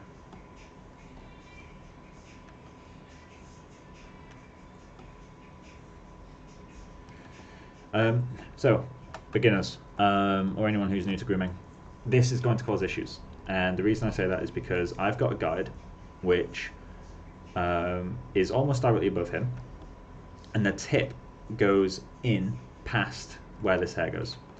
So you see this cross? That means that when we place a hair between these, we're going to get some really weird intersections. Yeah, it's going to like cross over itself, and that will look really ugly in grooms. Generally speaking, obviously you can't avoid it in some cases, but something to remember is that every guide you place is just a hair. It's a hair that allows you to sculpt it. So when XGen creates a hair in exactly this position, it will follow this perfectly, but when you place a guide between, that's what a hair would do if you didn't sculpt it. So this kind of works. Like this position, it doesn't intersect anything, but I'm going to need to figure out a way to kind of intersect. I just need to kind of add a guide that will prevent this intersection, maybe like twist around or something. But generally, if you're new to guide work, avoid crossover like this. It's fine to have things cross horizontally, like what these guys from this angle appear to be doing. Obviously they're not crossing over each other, they're kind of flowing around each other. But like, let's say this section, crossing horizontally is completely fine. But as a rule of thumb, crossing vertically is not a good idea. I know I rambled on that for a bit, but it's quite an important thing, and I find whenever I'm sent beginner grooms to look at, that's one of the things that they struggle with most. And to be fair, it's because it's really fucking hard. It's referred to as guide layering. Does XGen allow guide layering like Allnatrix? Sadly not available in Yeti. What, like the automatic fix that Allnatrix has? I don't think XGen does, although I think you've joined the stream quite recently. I've been saying I'm not really an XGen expert. I've been working at NPC, and obviously, as you probably know, the groom tool there is an XGen. So, yeah, I'm kind of going off like generic grooming knowledge right now. But yeah, in terms of layering, like manually laying, not the tool that Mario referred to there, you want to make sure that you're giving hairs space to pass over each other. This area is going to need quite a bit of work, but let's get to this guy, because he's going to be... Do I want to have the hairs suddenly go over and like part, or do I want them to be like more gradual, so kind of a very slow flow change? That can look quite boring, but at the same time, the volume of the hair back here will kind of need me to be quite slow, because if you do big partings in hair like this, it can be really hard to manage.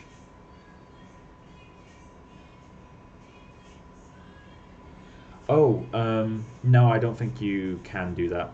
I think you can in XGen Interactive, because each layer of hair system you apply is basically a guide layer for the next one.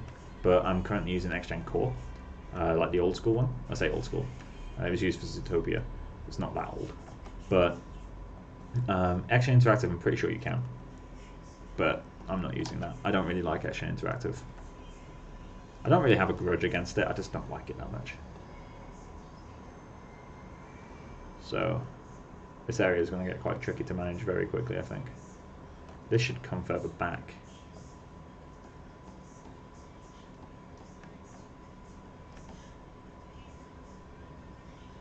Kind of want to have it curl up a little bit. I think that could look really cool. I'm going to have to curl that guide to allow that. But I think that could look quite cool if you just have a little section flicking up. Let's add a guide in the middle here and see what the hair would be doing, because it's going to get quite confusing. Yeah, so the hair is going to lose quite a lot of length in that area. That's something we'll get back to. One sec, just going to have another drink.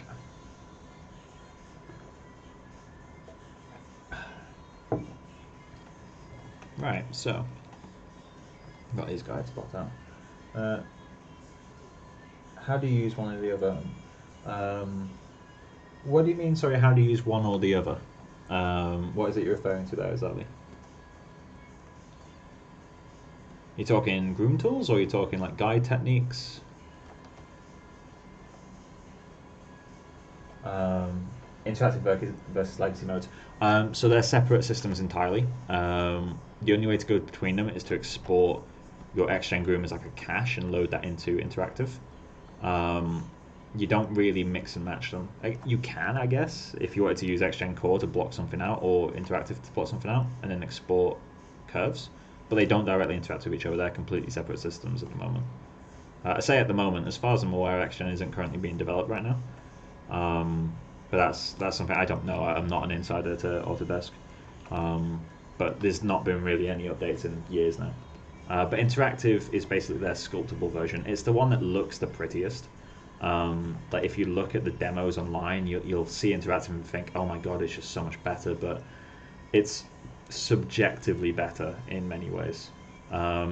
It allows you to sculpt individual hairs, which allows you to get exact shapes very easily, but then Grooming is much older than Interactive hairs. You can get exact shapes quite easily anyway. It just requires a bit of control. I say quite easily, relative to other grooming tools. But personally, I recommend learning XGen Core. It's most similar to the most industry tools. As in, like, XGen Core is kind of the benchmark of how a lot of groom tools should work. It's not necessarily copied by other tools, like Yeti is fundamentally different. But by default it uses Interactive, right? No. So up at the top here we've got this XGen thing. This side, before this little parting bar, this side is XGen Core, which is the original Disney system, which they made Zootopia with. And many groomers learn with XGen Core. And then this window on the right is Interactive. So Interactive Groom Editor. That one is a completely different system, and this is all the tools that come with it. It allows you to sculpt, cut hairs, comb hairs, do whatever you want. You can even straighten hairs out. I've not used it that much. I just didn't, when I opened it, I just didn't like the UI. I found it just frustrating to work with. What's your thoughts on Houdini Grooming?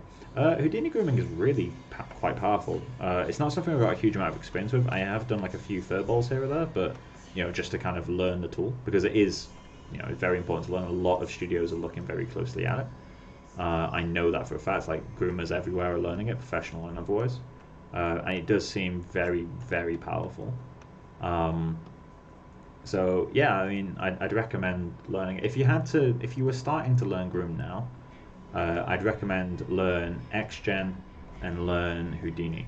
The reason I say XGen and Houdini is every professional knows XGen to some extent, or most professionals know XGen to some extent, just because it's one of the most popular tools. So we kind of know the shortcomings. It's easy to groom with. It's very good for character work. Is that the right size? Although I guess I need to start sizing it down as it moves out. And learn Houdini, because that seems to be the future in terms of where the industry is heading. I know several studios are using it. I'm not going to name studios because that's NDA information, really, but I know that people are looking at it very closely. So I recommend learning that quite a lot.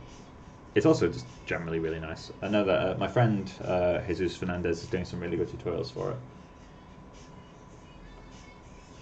I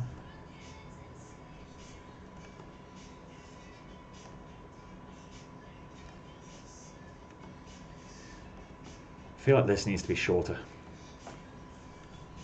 Transferring the length is going to be weird, though. This guide needs to be further out as well. If you guys ask any questions about how I'm deciding on this stuff, I'll be able to answer. It's something that's semi-automatic to me, like deciding which guides need to change and why. But if you guys ask me like about a specific choice, I can probably go into it and explain it. In some cases, it is just gut feeling. Like this one needing to be shorter is kind of gut feeling. It just doesn't feel like it will fit otherwise. So just scaling it just that little bit really helps. I'm now able to fit a lot more in.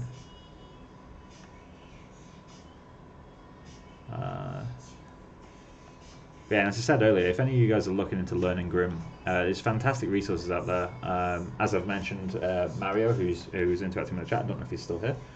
He recently made a very nice Yeti series.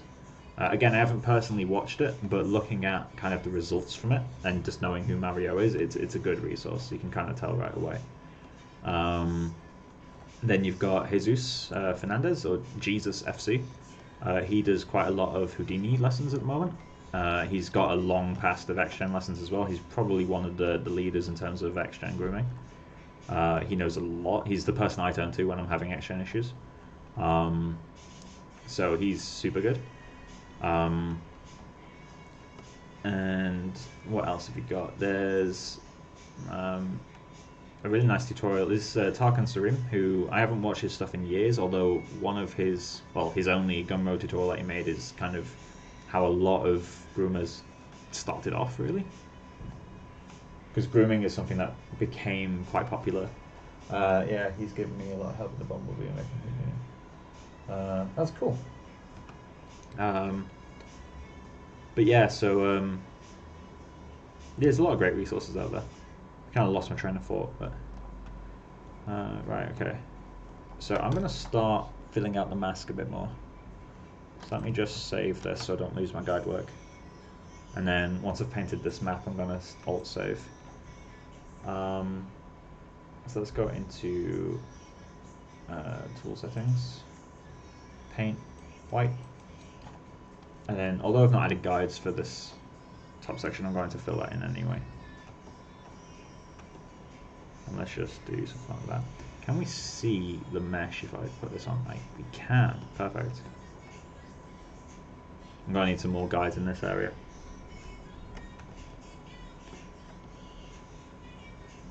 And I'm going to need guides in this area too.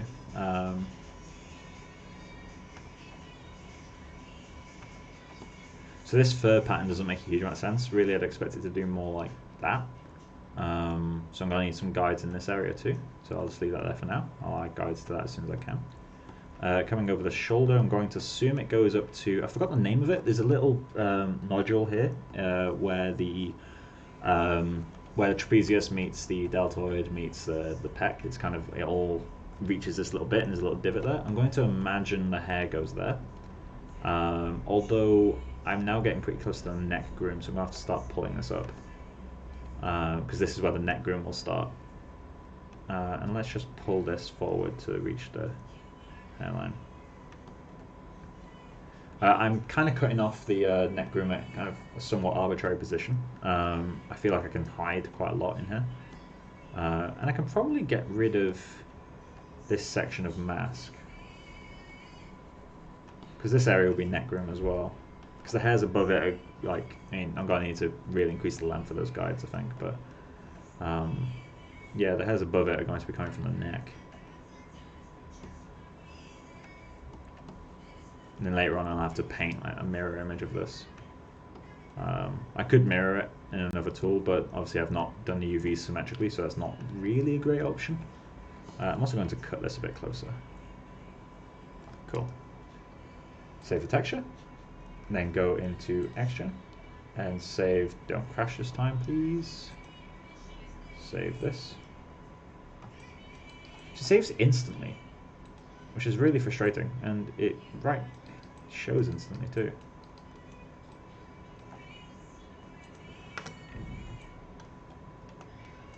Let's hide the hair proxy. See, this is caused by intersections, but I kind of dig the shape. I'm not going to keep it at intersections. Like, please let me kind of state that. I'm not going to keep intersections. I'm going to get rid of as many of those as I can. However, the kind of tears that this creates visually look kind of cool. So maybe I'll try to create like little partings in the fur where it kind of kicks up. It could look quite cool because visually that's interesting to me. Clump's obviously going to completely wreck that, but I don't know. It's just kind of interesting.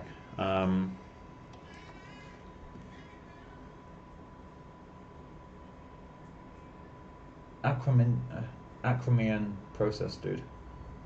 Is that an autocorrect? Because I don't know what that word is. Right, so let's hide that. Show this. So let's add a guide in the middle. And I'm going to select this guy. Copy. Put him right there. And I'm going to paste that. Beautiful. So let's go to channel. I need to fix my posture. I'm sat at a really awful angle right now.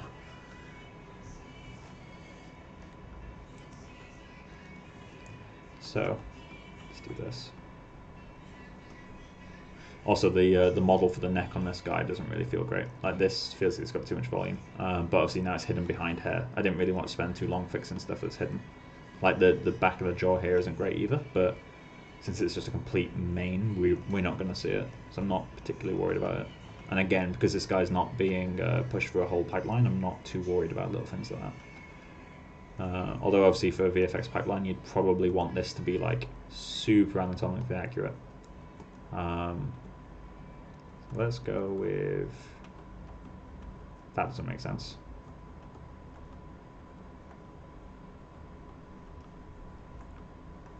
So this angle's super weird because obviously it's going to want to stick up, but it's also going to have weight on it. So it's kind of an awkward angle. Like the way the hair is, it's kind of forcing me to do a really boring straight line, which is why I'm going to try to compensate for that by bending it somewhere else. Maybe just doing that. I just want to make it look interesting, like force it to be interesting, because I can't really get away with doing that.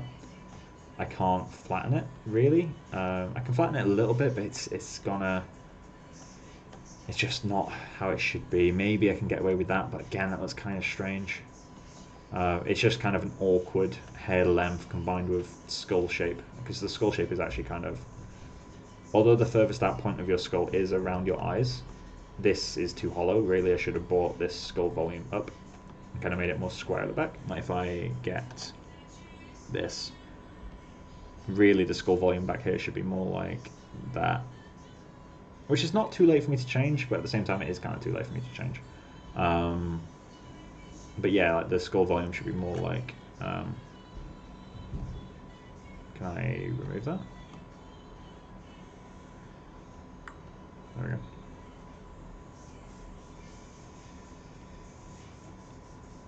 Yeah, like having a more square look back here is kind of helpful. Let's get rid of that. See, I don't want to change it now, but at the same time, it's kind of the best time to change it when I'm not married to the guide work. Do I have the utilities yet? This will decide it. Utilities. I do have the utilities, right? Okay, I'm going to quickly fix it. So I'm going to delete that guy. I'm going to hide my guides. I hope this doesn't break it. In fact, actually, I'm going to leave it for now. I'll research if I can actually get away with doing that. Because I don't want to break it so obviously on stream. I'm going to have to Google if you can do shape changes without transferring the groom. So for now, let's just do something like this. I could maybe shorten the hair, actually. That works a lot better, but I don't know. Sometimes you get like things you have to resolve in the weirdest places. Like this region doesn't feel like it'd be one that's like would give me any trouble, but here I am like having trouble with it. So, oh, maybe I can curl it out. But yeah, that skull volume is wrong. We really should fix that. Let's arch that down. Shoot in.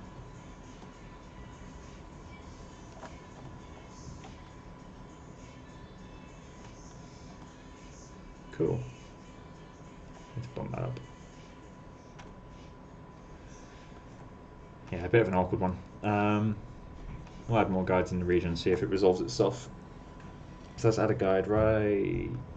Let's go to behind the ear, right there. Cool. I'm going to scale him up a bit because I never trust the interpolation. And then, as I said, we're going to ignore this fur here just because that's going to be the back of the ear groom, like the separate groom that I'm going to do for that region. Just so I have a bit more control. In terms of deciding how to split hairs, or how to split grooms, splitting hairs is not what we want to do. In terms of how to split grooms, it comes down primarily to how the hair texture feels, not in terms of the color texture, but more like the physical texture, like how rough is it, how clumpy is it. Obviously, you can do clump maps and you can do all that stuff, but this area as one groom will be really hard to resolve because we'd have like this super long flowy hair, and that would eventually fade into these super strong clumps, which would then go into shorter and shorter hair up the side of the ear.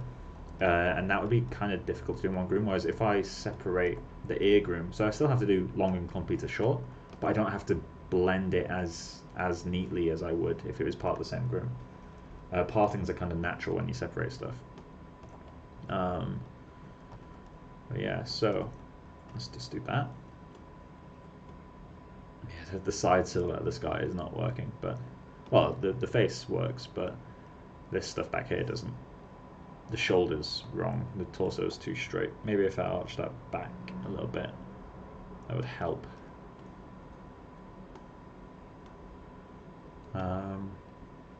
I've been focused pretty much entirely on the face. As you can hopefully tell from the renders, I've spent a lot of time on the face. Alright, that will help. So let's add a guide in the middle. I like to build my guide in layers. I just find it really easy to work with. In the end, I'll try to randomize it a little bit so they're not perfectly layer built. But I just find that gives me a much easier kind of setup to block with.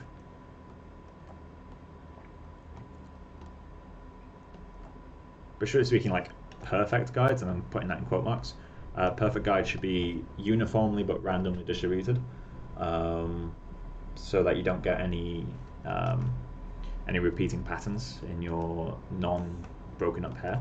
Clumping will get rid of it, but ultimately you want it to not be there in the first place. What advice would you give to a graduate groom entering the industry this year when we eventually get out of quarantine? Advice as to what exactly? Because obviously the industry right now is not in the best spot. But are you talking like work advice, like showreel advice, or are you talking more preparing yourself to be a professional? Because there's quite a lot of different answers to this. And I'm not a lead, so I'm technically not that qualified to speak on it too much. Let's copy the length of this guy. Copy guide. Paste guide.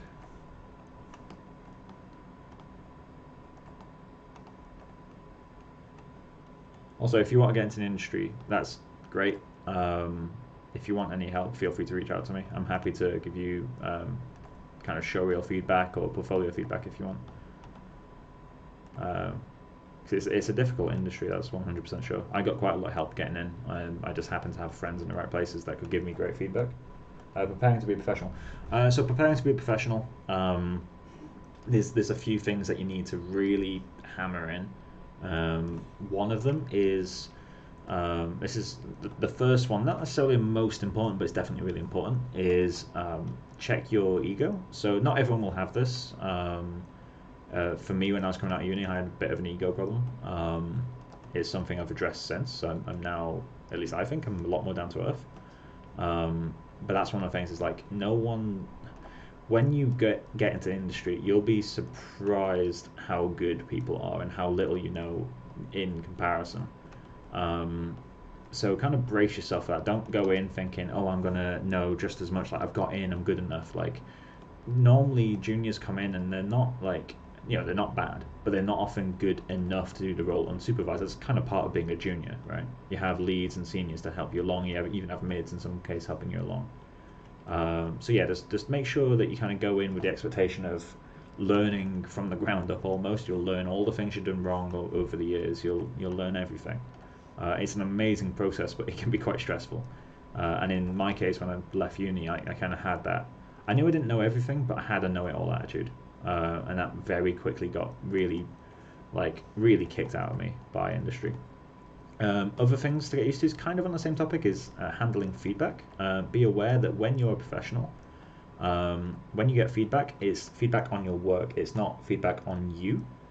It's feedback specifically on the asset you are working on. So when you get feedback, if you think the feedback is wrong, then sure, it could be, but your job is to do the work.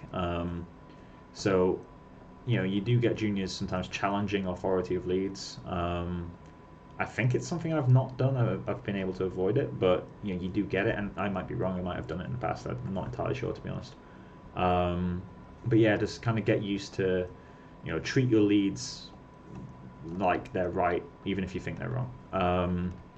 It's better to go with the benefit of doubt, because more often than not, they are right. They are experts at their job.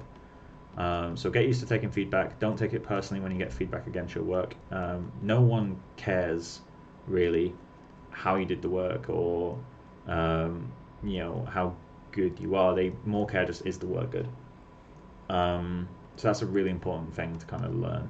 Obviously, it all depends on what studio you go to as well. In VFX, that's definitely the thing where supervisors will give you notes, and sometimes you're just like, I can't get this right. I can't get this right. It's like, yeah, maybe you can't. So what? Like, no one cares. As long as the project gets done eventually, it's no problem. And a safety net that a lot of juniors get is if you physically cannot do it, it's not because you're not good enough, it's just because you don't understand the shapes. Like grooming can be very strange. You spend a lot of time fighting habits that you've built. So I've got like quite a lot of things I like to do in grooming that aren't realistic, and I sometimes even VFX screens when I was back in groom, I'd still do these like stylized little touches here or there because it's just how I was used to it. As Rebecca says, network like a motherfucker. That helps get in the industry and it helps kind of stay in the industry as well. But yeah, in terms of like preparing yourself to be a professional, those are the things that I think about the most. It's just get used to not knowing what you're doing, because you'll always feel that way. Even when you work your way up, you'll still there's some people who just know so much it will scare you. And then there'll be juniors who come in the year or two after you and they'll put you to shame and you're like, how did this happen? But part of it, I've had several juniors say, I've had people that I've trained get way better than me. And that's fine, that's how it happens. But yeah, I hope that answers the question. I also saw that you sent me a request on Facebook. I'll accept that once I've finished the stream. I think this is starting to work. This area is not going to work yet, just because we've got guides fighting against each other. Like this guy and this guy are going to cross, because this guy's pointing down there. So I'm going to have to do a bit of guide work in this area. Let's put a guide right. For now, let's put a guide there, and I'm going to give him. Oh, that length is actually all right. And I'm going to curl him forward.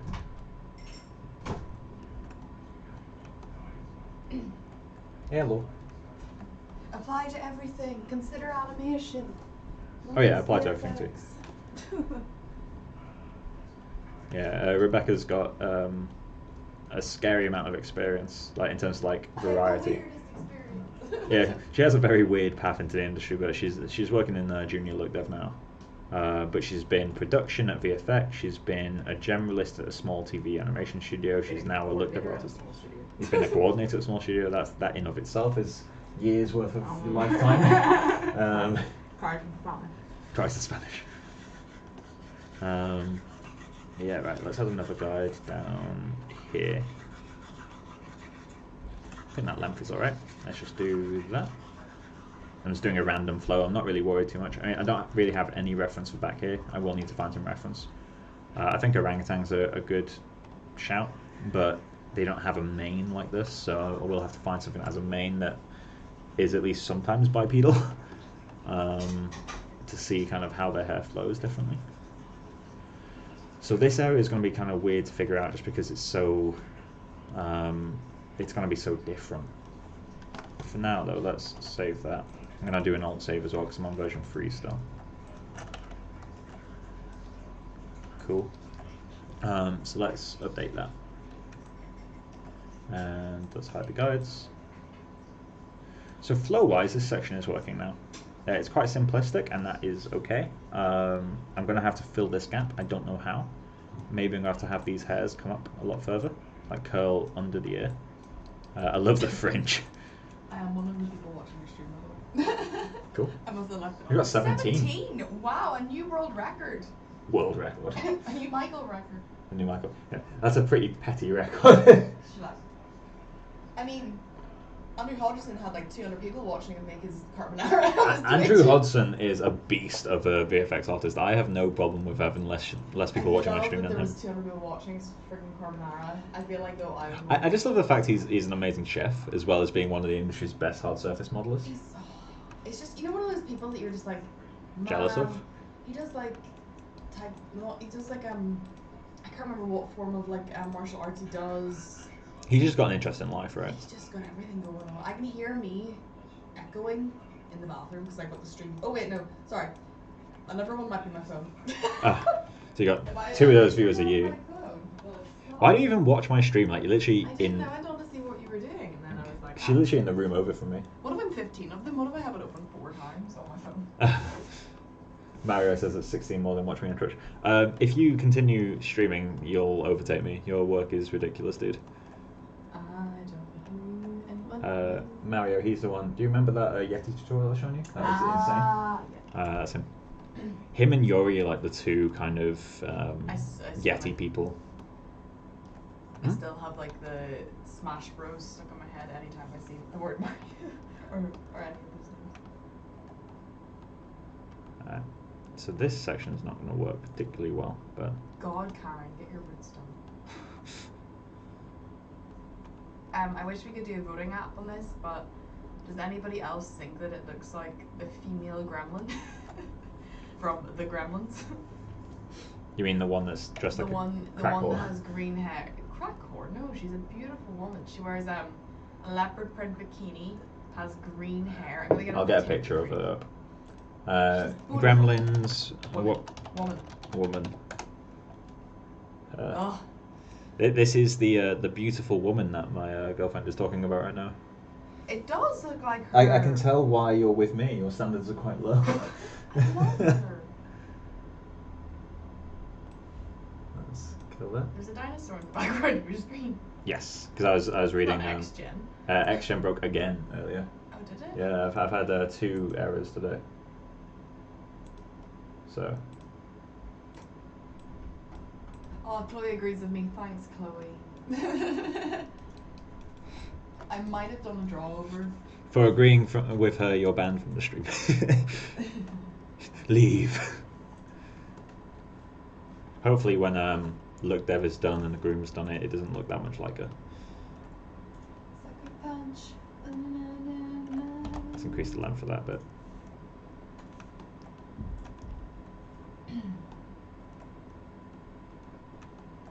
Chloe, it was the Hertfordshire.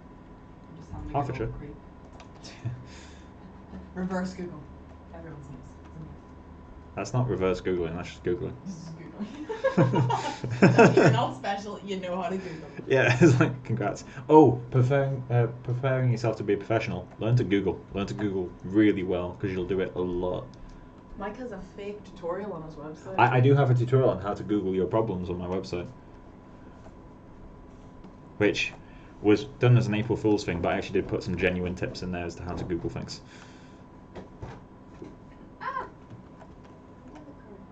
Your debit card? Can you give it to me? No. What's your mother's maiden name? It's about 4 quid. What's your first pet? My first pet? What's your Fish first... called Bubbles. I don't think it's the answer to anything that I wrote. Right, 3 seconds. I have you notice how when you normalize your guides and just fails, place curves in place of the guides, and then switches to origin? No, I don't. In the grand scale of things, I'm quite new to X-Gen, so I haven't had a lot of these bugs yet. If you Google it though, there'll be something. Francisco is getting issues where he normalizes a guide and it snaps to world origin. Oh, that's weird. You look cute though. No, you. I'm gonna have to figure out what this area is doing because it doesn't make sense. See me right now. I have a fringe, but I've been wearing a hairband for the last 2 hours, so it's now like glued to my forehead. And it looks great. It does not. Have you done real-time grooms already? No. I should at some point, but I haven't yet. Please. I want to start looking into like real time. I think it would be cool. I'm gonna have to curl this up, I think, because this area is going to be a nightmare. Or she already wants to speak to the manager. Karen, it's the fringe. Excuse me? It's the fringe that gets me. Oh god, it's like my fringe right now. Quarantine. That is cups. not like your fringe. Quarantine cup babes. Quarantine cup babes. I like the blue iridescence. It's like Lisa Frank on crack. On Craig. On Craig. Also Craig. Let's put guy right there. And I'm gonna stop avoiding my issues and start addressing the areas that are really broken. Because currently I'm kind of avoiding that lower ear and front area. The front just needs more guides. I might need to give it more room as well to fill that region out. We'll see. It's entirely possible I have to move this crown like here.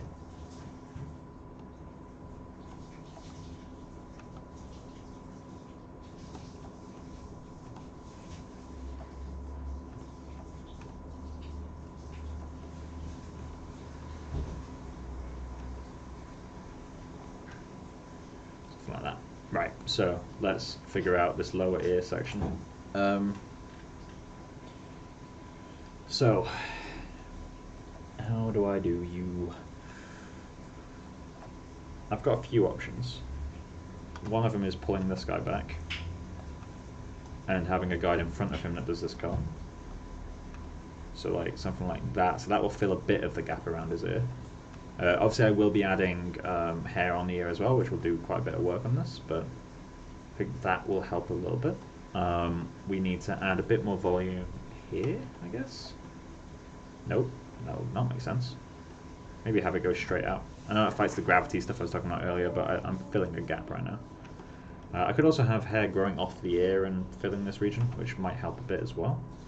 I need this to be... let's do something like that. I'm just trying to cover the region at the moment. I'm not too worried about exactly how it looks.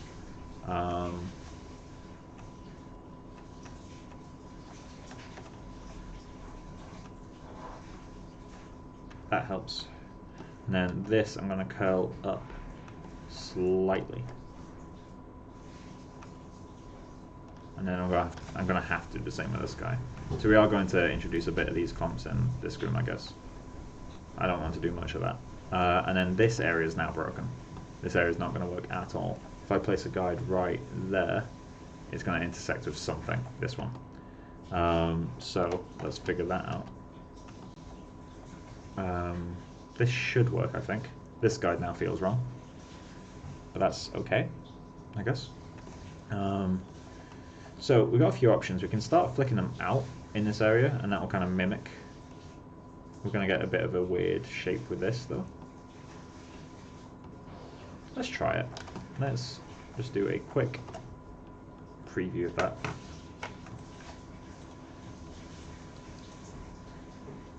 It works well enough. Once I've got hair on the ear, that's going to work. This section's... Why did you tell me that? No, I don't. Right, so let's hide that. Alright, so this area is going to be horrible. My monkey feet. Might need this guide to come a bit further down. If I have it do this, that allows the hairs to flow more naturally in that area. And at the moment, something you'll notice I'm doing is I'm trying to have the guides flow with each other. That's not necessarily what the final hair will do, but having that in the early stages really helps with getting your layering right, and then you can add the randomness. It's best to get your layering right as soon as you can, really. Let's add a guide right there. And that's one of the reasons it's breaking. Just copy this guy, copy shape. And then chances are when I resume this groom either tomorrow or Thursday, I'll realise all this is wrong and redo it. Grooming is definitely an iterative process, 100%. Like, it's not even a question.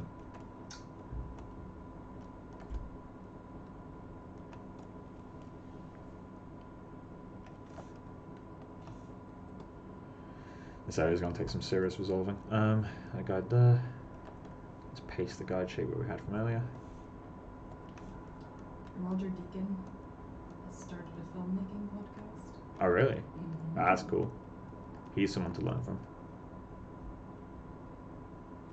He's the mad cinematographer, right? Yes.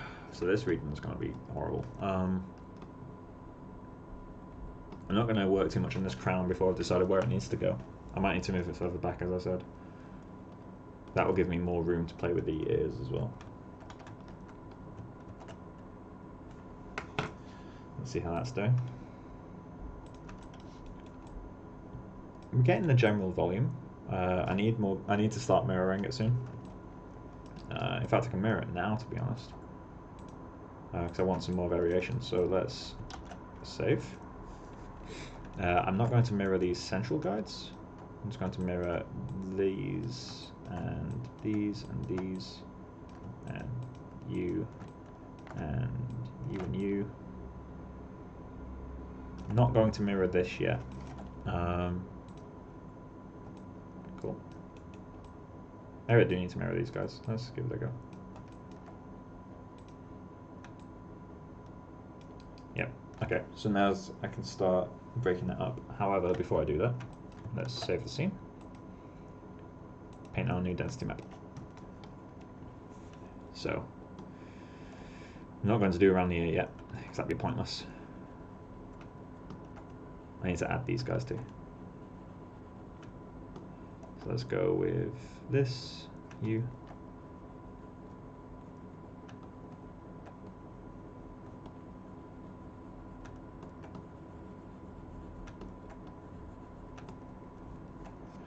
Cool. Then go into tool settings. Again, I can't stress enough how important it is to hit this save button first. Just because you'll lose your map if you don't. And save that again.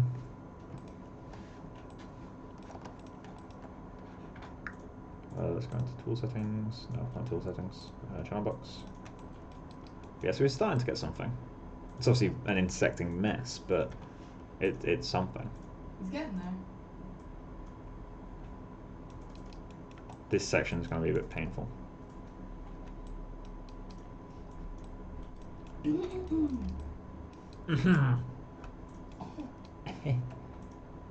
actually need to cough. Actually, do need to cough. You got the Rona. Little pretty Rona. Seriously, kids.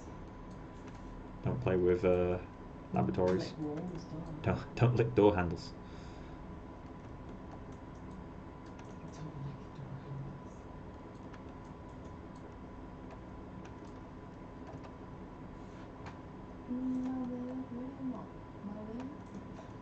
Fuck. Why? What? You got it stuck in your head. What? You got it stuck in your head, that's all. Yeah, but like, why did you do this? Do what? I cut something, and you think, oh, that'll be it. Och. Ah. Och. Look. Look at that wee cutie. Oh. No. Sorry, would it help if I did it in an accent? Ah. Och. Just ah. You say it with more phlegm. Ah. Ach. That's a hawk. How do you spell Ahmed? Have you seen Jeff done them? Yes. Yeah.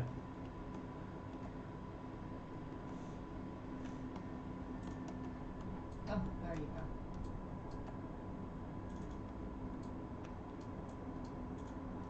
Do you wanna just a wee one? Wee what? Just a wee one. There you go. Oh, I am stupid. That'll break those shapes up a bit. That's why. There we go, that's better. This is a broken mess, but we'll get to that. Aren't we all? Aren't we all broken messes? When you try your best Speak for yourself, my dude. and you don't succeed. For anyone that When can you hear stopped us, by cops and they planted weed. Michael.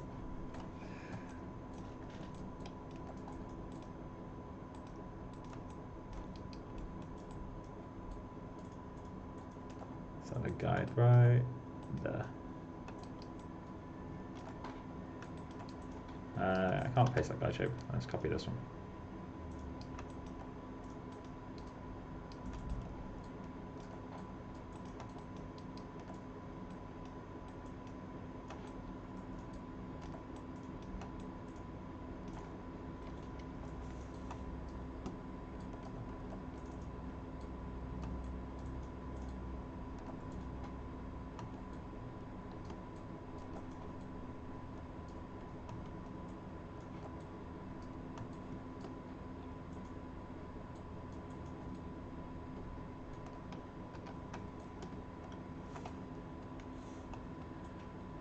That's that. I need some more guides in this area. We only need so many guides in the crown. It's not even funny.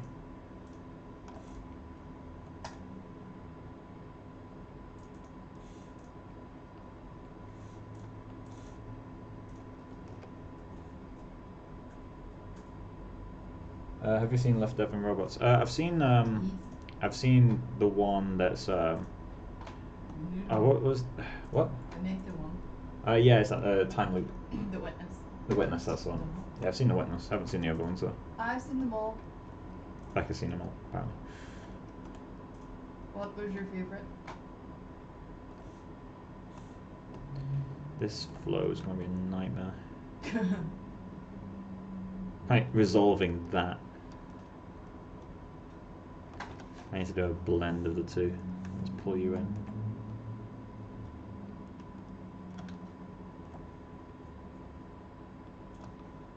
I'm sending you my bird poop emoji. What are you sending me? Bird poop emoji. Eh?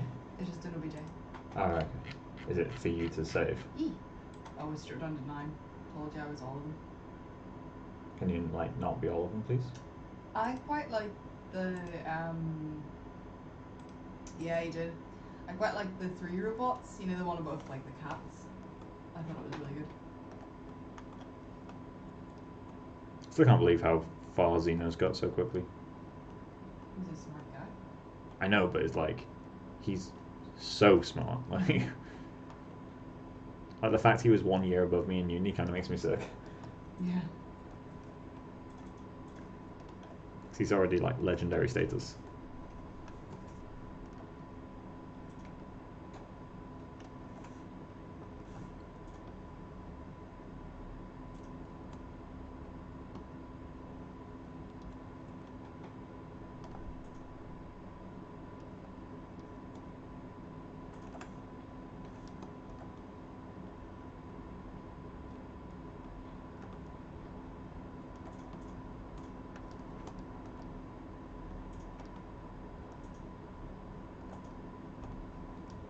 Add a bit of curl on some of these.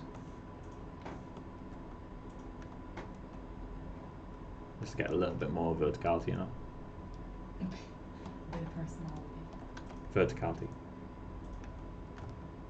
Personality is helpful too. Although I wouldn't know about that. I know. I know.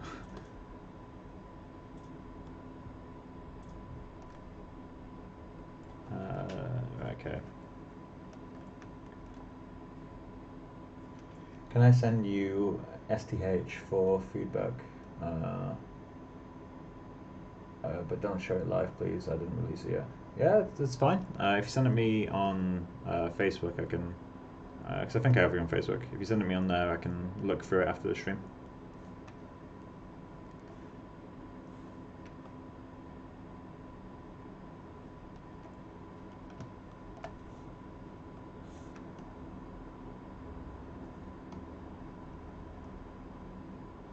You know what vibes I'm getting now? Becca. Tiger King. Oh my god. A Dan Carol Baskin stealing my bananas. Karen Baskin. Karen. That's what this is. No. Let's merge two worlds that should never be merged. No, I like fucking. Have you seen like the impersonations of her? It's like it's amazing. Just her on her bicycle. Her and a bicycle. Basically, Is there a reference what I'm we missing? can take away from that entire show is that everyone who has a big cat in America deserves to go to jail. Probably. All of them. Carol Baskin killed her husband. Joe killed tigers and like used them for entertainment. The other guy, Doc Antle, had a sex cult. Perfect. He's worse as a director. Nice, man. I'm still trying to figure out who Sir Little Man is. And I don't know. Wait until I reverse. I've got a feeling some of the people like watching these streams are like way more qualified than me like, in like look at every that way. idiot just doing. Yeah, it's like, oh, look at this little Green guy baby there. CG artist dude. Because whenever I Google his name, I get Falcon Lunches. Yeah, I mean, But it's the playlist. It's not Sir Little Man. I will find you. that's that on Facebook. Cool. Yeah, I'll check it out after the stream, dude. If the stream finishes really late, do you mind if I give you feedback tomorrow instead? Never. No. Now or never. End your stream. Little Man, I found your music playlist and I have to agree, you have really good taste. How do you know it's his? Because it's his YouTube account. Oh, really? I found it. There's nothing else on it. There's literally a playlist of music. Haha, just a junior. The yogurt was very, very funny. I quite liked the. Was it the one that was like Was it like 100 Ways to Kill Hitler or something, or the ABC of killing Hitler? You know the What? Did you not see it though? No. It's like it goes for like all these different things. So it's like, oh, if you had a time traveling robot, it would go back and kill Hitler, but then Hitler would overpower it and it would steal it. He'd come back, stop them sending the robot, but then die, and like it kept going. It was like a wormhole. Like there was sex robots in it at one stage, but it's really cutesy, like animated style. It's quite cute. Cool. Yes. Ooh, that sounds like a fun studio. Good. Good. Oh yes. I know this work. Save textures. Oh, these are nice. I like Brooke. What is it you do, little man? Are you look dev? Are you animation, comp, rigging?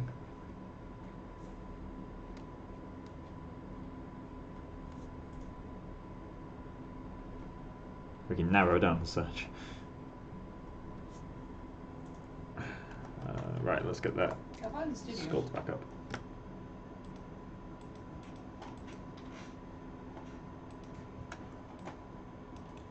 So this is where the hair starts getting really complex, because it makes no sense. And surely speaking, the way I've sculpted it isn't the way it is in the ref. So maybe I should kind of break that a bit. In fact, yeah, actually I should break that a bit. Let's aim that up a bit. That means that actually frees me up a lot for this area. Why didn't I do this sooner?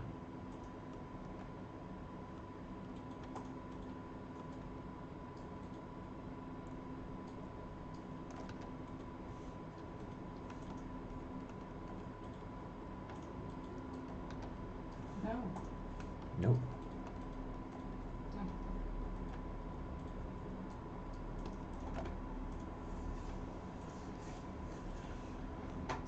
Let's add a guide. You okay? No. No. Ah. No. Where are you attached? Where are you attached? I accidentally created a layer shader, Uh-oh. and I don't know what I created it on, and I can't undo. Alright, while it's still selected, let's go to the node editor and graph it. Oh, did I just create it, but it's not assigned to anything? Select, graph. It's connected to a guide. Oh no.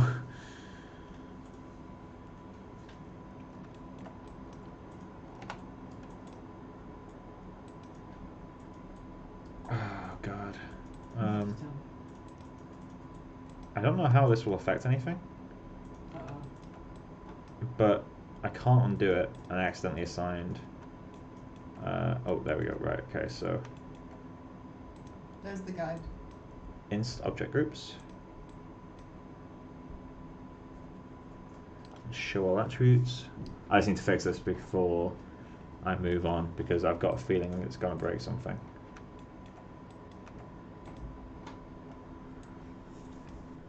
Inst object groups. That's the one. And let's connect that to you. Apparently not. Oh my god. What? That's just scary things. Oh, they got like random assignments. That's super weird.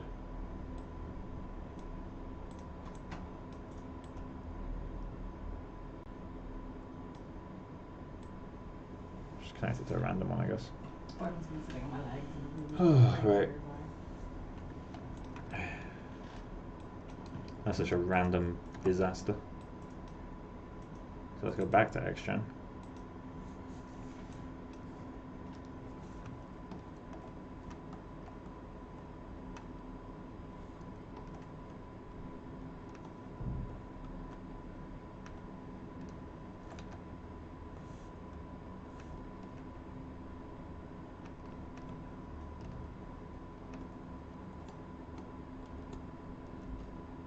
These guys are kind of weird, but we can figure them out.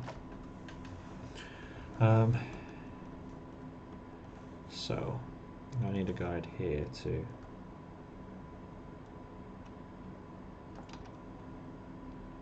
Copy guide shape, paste guide shape, and let's figure out. I think it should curl down, although I should copy that one first. Excuse me.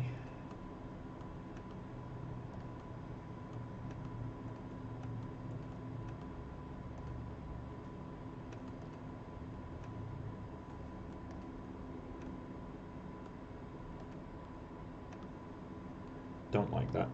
Let's just have it break free. I want to break free.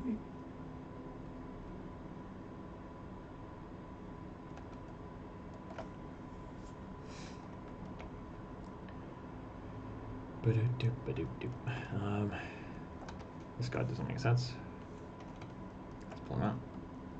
Pull up.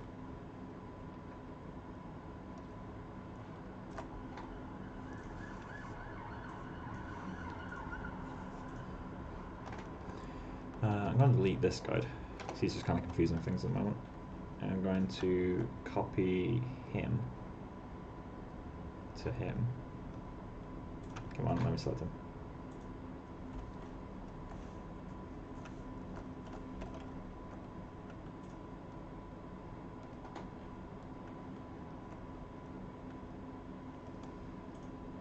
I'm also going to copy it to him too, to get that additional length.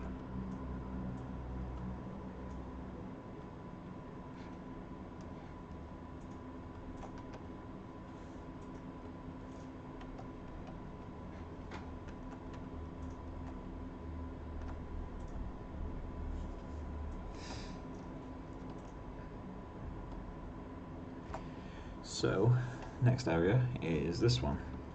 Let's resolve this. Paste guide shape. I mean, it could be that simple. It could literally just be pull it forward. I don't want it to be that simple.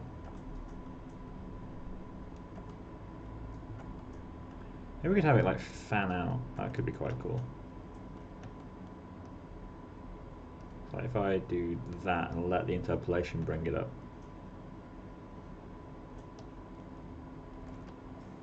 Did I already paste the shape to this guy? I did not. Oh, shit. Why can't I undo anything? Have you deleted your undo thing? I don't think so.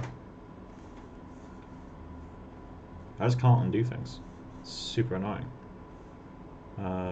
It's in the Xgen window.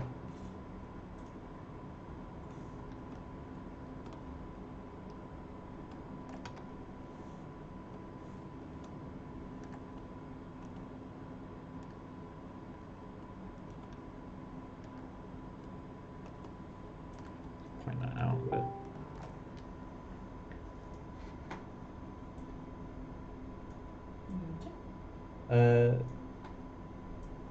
So you might be that Chloe Roberts' teammate's mentor on Access VFX.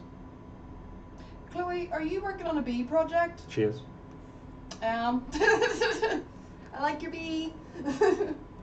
I like your automatic. I accidentally stumbled across it. You mean bumbled across it? I swear.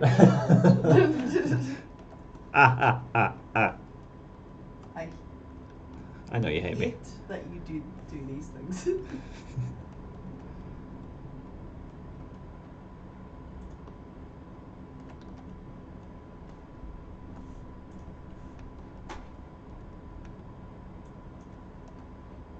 Let's curl him down, actually. That was kind of cool. This area needs completely resolving. It makes no sense. Also, this guide needs fixing with the new revelation.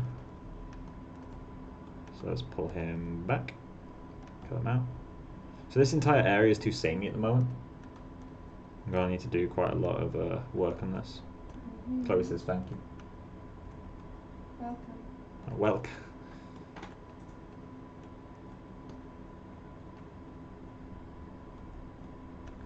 Yeah, this area is looking super samey. Let's pull that back.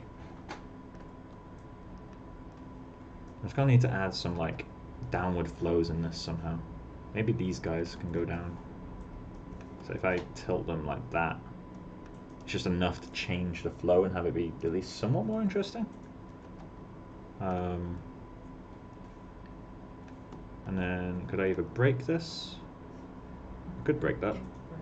Break. Yeah, let's go with break. I can always fix it later. And then that kind of requires me to do. So this is one of those things where you make one choice and it kind of forces you to change a bunch of other shit too. Sometimes it's good just to run with it. So that might be more interesting to look at. Yeah, it's a lot more interesting. Although the vibes I'm getting now until I get the neck in place. Let me see if I can find. Oh, I need to find this now. Low.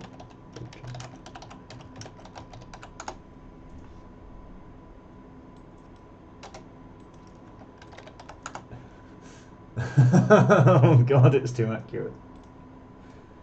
You know the Logan Paul emo? The what? Becca, look at the screen.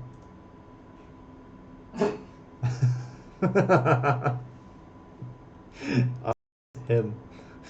It's him. I need to fix this. I need to fix it fast. Oh shit. When an infamously bad looking meme is a good way to define how your character looks, that's how you need to, you need to fix shit.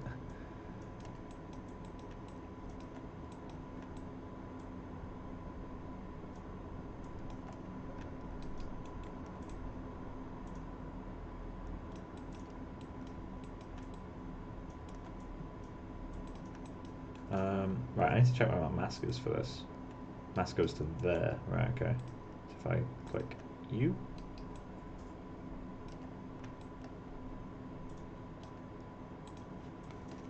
I'm going to start moving these in clumps soon. So this area here is a bit of a mess. I will have to clean that up. But for now, having it as a bit of a mess will help me kind of see different shapes. And that might be interesting. Might be helpful. It might be a disaster. It's entirely guessing at this stage. 100% like, will this look good? I don't know. Cool. I need to add a guide here, really. I'm going to pull back the mask a bit, though. Let's add a guide there for now. And I'm going to copy one of the longer guides. Copy guide shape. Although I think he's already the same length.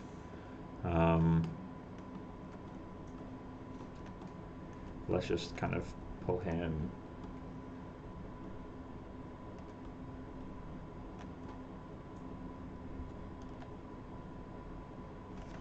I'm mostly doing technical stuff like render prep and hair sim, but I'd love to start doing more grooming and rigging. Oh, that's cool, man. As I've said to everyone else in chat, like if you want feedback on anything, feel free to message me. Obviously, I think you can message through YouTube, but it's probably easiest to get me through either my website or Facebook. Just reach out, and I'm happy to give you feedback on stuff, give you some guidance.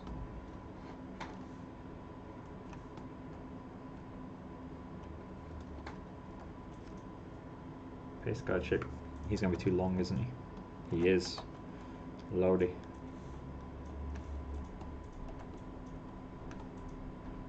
Oh, actually, it was about the right length.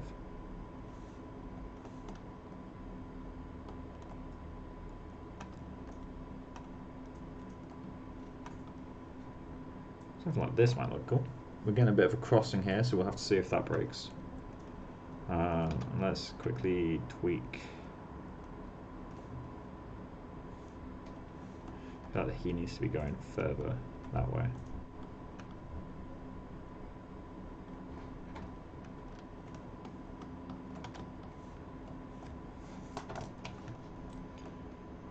So we're not going to be able to fix all the intersections. That's something to be aware of, is we're not going to be able to fix all this, and to be honest, we shouldn't fix all of it, because if you fix every intersection, that's going to probably require you to have a surprising amount of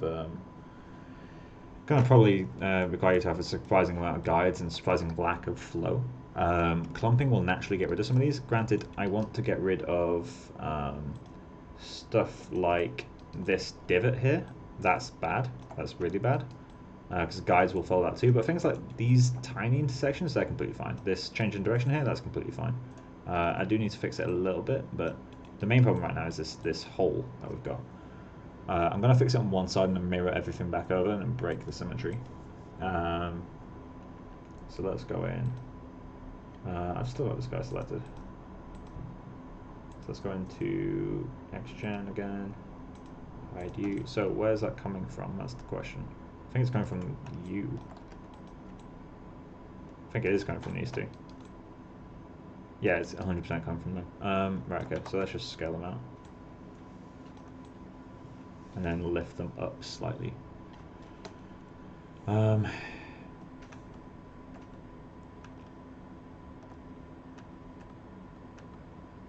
So let's see if that fixes it.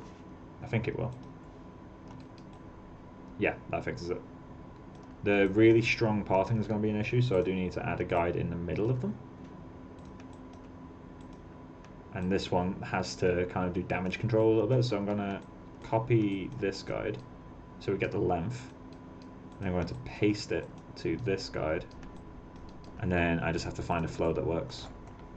Or I can pick a side to be dominant, but that's something more to do once symmetry started to be broken. So I think for now I'll do that.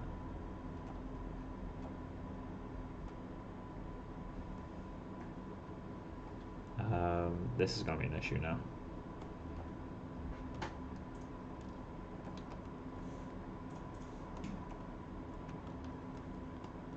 Right, let's give that a look. That's much better. It's actually quite interesting now. We still have a ton to fix, but at least the back of it's starting to be presentable now. Considering it's got no breakup yet. We won't be adding breakup until at least another couple hours worth of work on the guides. Which obviously I won't be doing in one stream. It's already 10:30. I'll probably be finishing the stream at 11, guys. So if anyone has any questions, do get them in before that. I have been doing 4-hour streams in the past, and I kind of want to stop doing that just because I'm scared of... I don't feel like I'm burning out, but I'm scared of potentially burning myself out if I'm not going to bed until like 12 o'clock just because I was streaming. So yeah, I'll end streams pretty much always at 11 o'clock from here on out. Or close to, unless I've got like a 5-minute task I need to finish. Let's add a bit of a flick.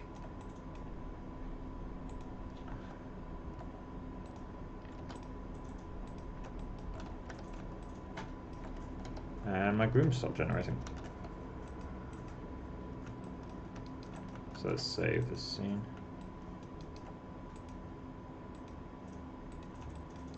I've got that soft Maya lock again. Okay, so the scene is saved. I'm going to resave. So that's just generated version 6. I'm still on version 4. Yeah, so I've got the UI problem again. It's just a bug that I keep getting. Where Maya just locks up. It's working. I can change things in the scene, but XGen's UI just stops working. The kill button stops working as well. So I need to force this to die now. End task.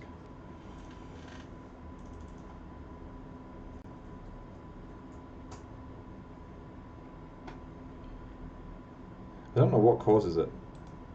It'd be interesting to find out because my CPU activity is really low, memory is pretty low, it's only using 11 gig. I say only using 11 gig, I've got 64 gig, so 11 gig shouldn't be an issue.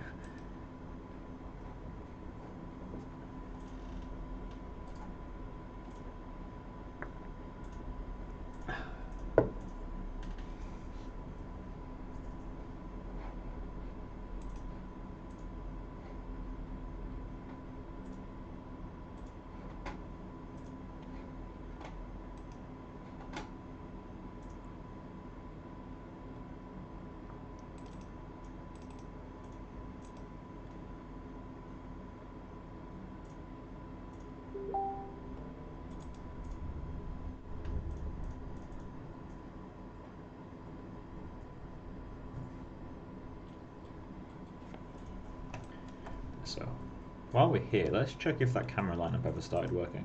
I might try to fix it off stream at some point. No, it's still not working. Wonder why.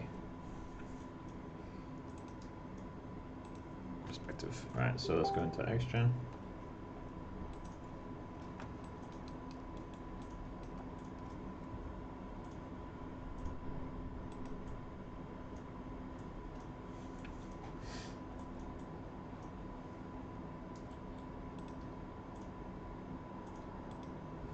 1 second, guys.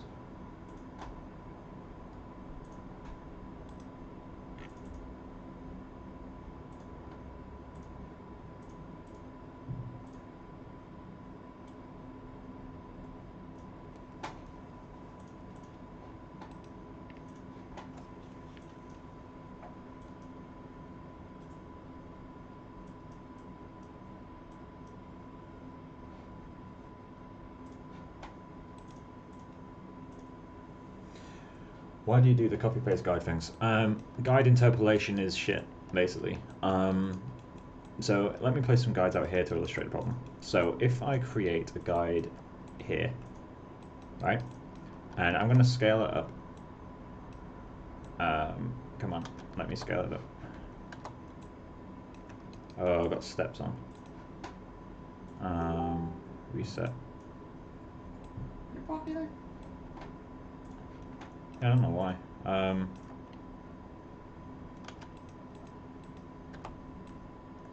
Why is it stepping?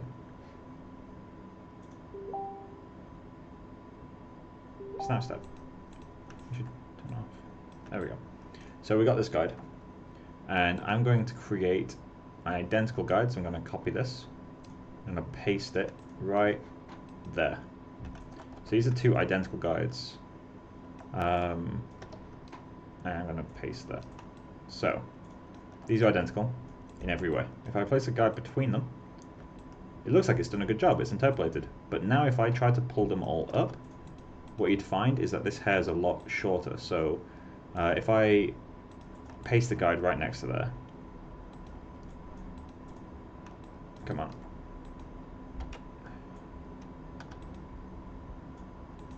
If I put a guide right next to it and paste the shape, see that length difference? That length difference is because the hair interpolation doesn't care about the length of your hair. It actually just draws a straight line pretty much. See how if we draw a line between these 2, it's almost straight, and this kind of meets up, whereas that's the length it should be, which is following the kind of the silhouette of the arm. That's why I do it. I use copy and paste guides as a way to confirm that the guide length is what I expect it to be. Because I'm fully expecting after this to go in and manually change guide lengths to get what I want. But, oh, come on, I hate this glitch.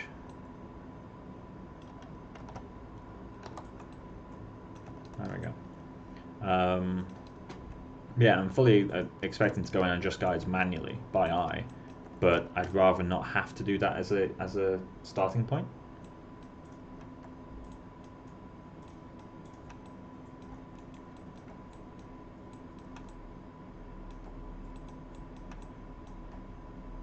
Granted, that's not a standard method. A lot of groomers don't care. It's just I'm quite particular about guide lengths being consistent. So you can get a perfectly good looking groom with the extra interpolation. It does a good job overall, but that inconsistent length really, really drives me slightly crazy. And when you're simulating hair, that sort of stuff starts to matter. Because obviously, the length of the hair affects how it moves. That's why I also, whenever I place a guide, I always scale it up a little bit. Because you're never going to gain length. At least I can't think of a situation where you'd gain length from interpolation. You only ever lose length from interpolation. So I tend to scale guides up whenever I place them. Again, eyeballing to get the same length as the guides around it. I'm only ever eyeballing it. This guide is wrong. Is that a guide? In fact, let's fix you.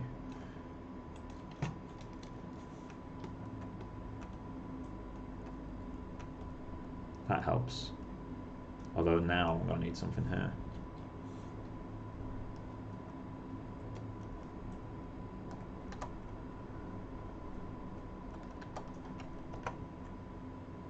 Oh my god, what is going on with my Maya? Why does Snap Step keep turning on?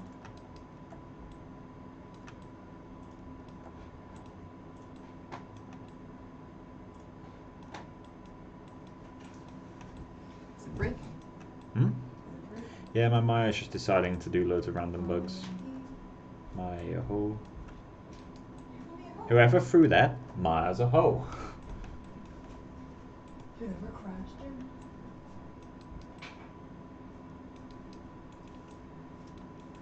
This guide needs to come out more.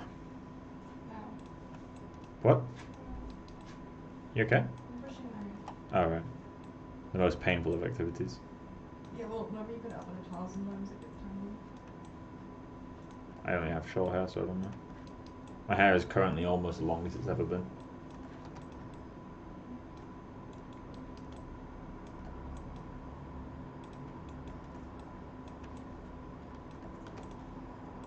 I feel like it suits your car. Hmm? Your hair being My hair being longer.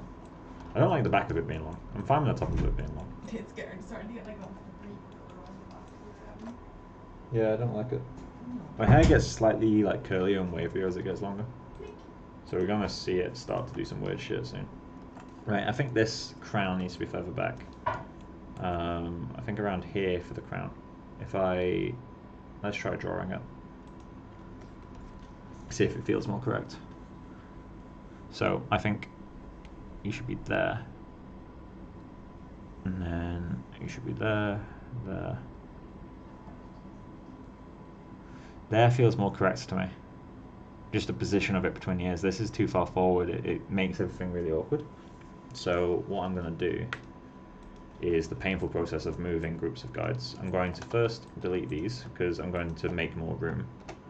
And then one by one, I'm going to control click and move these guys.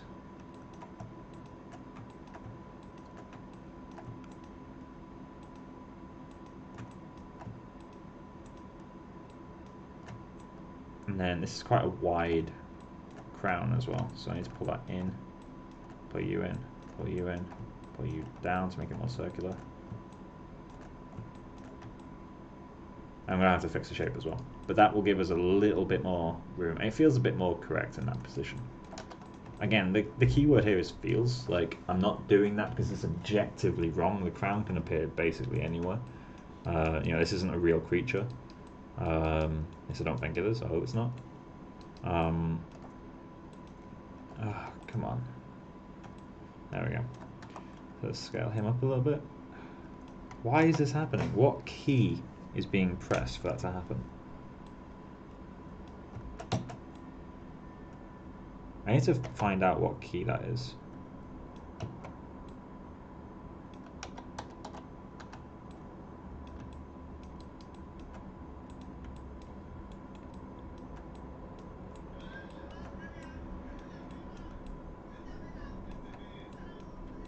Right, so.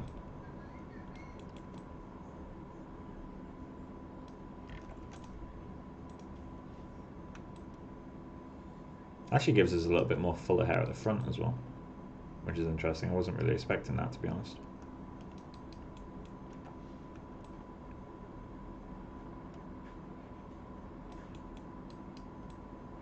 So I need more guides in here, I think.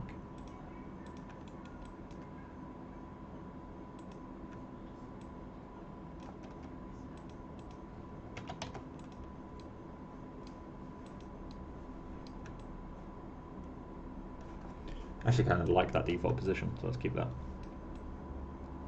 And then let's add a guide down in the pit of the neck.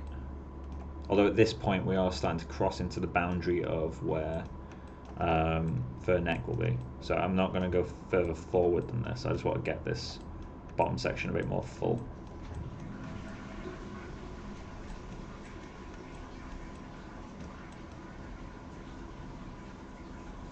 I just pressed the same time as monster. So it's not just me getting that bug, that is like quite a common bug then. I love how Maya's best innovations over the latest years are weird bugs that you can't see anywhere else.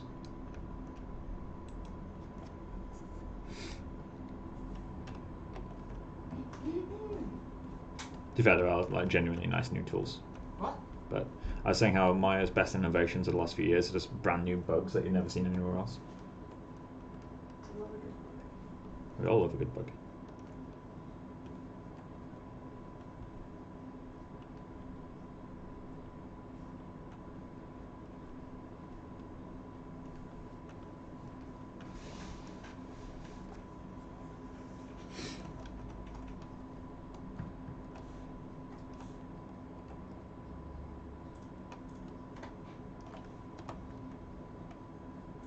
there it is again.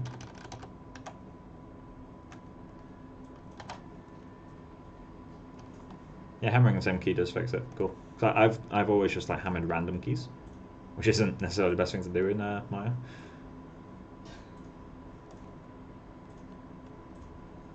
Yeah, 2018 didn't have it. Weird.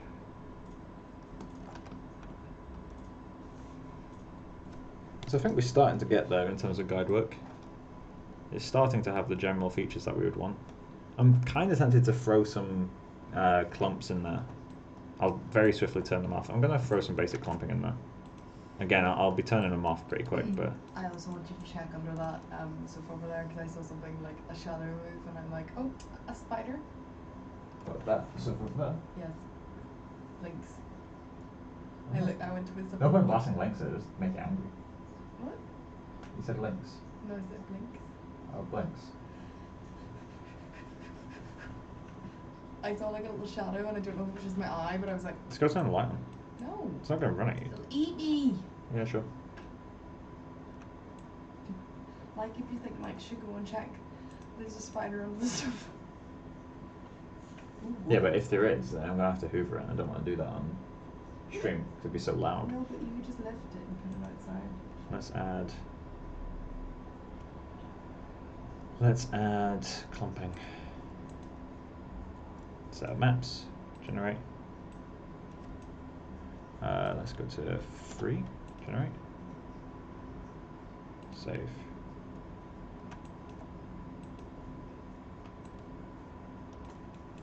So this could do for the largest clumps.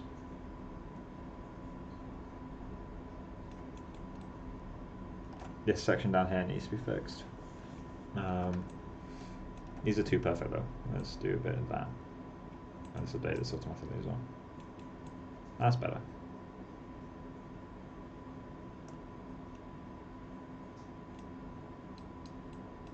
So then if we add a second clump, set maps, 12, generate, save.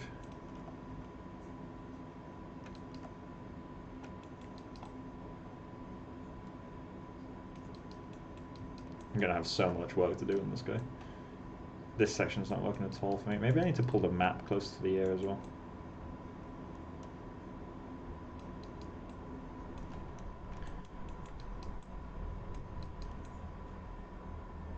This section's just a mess.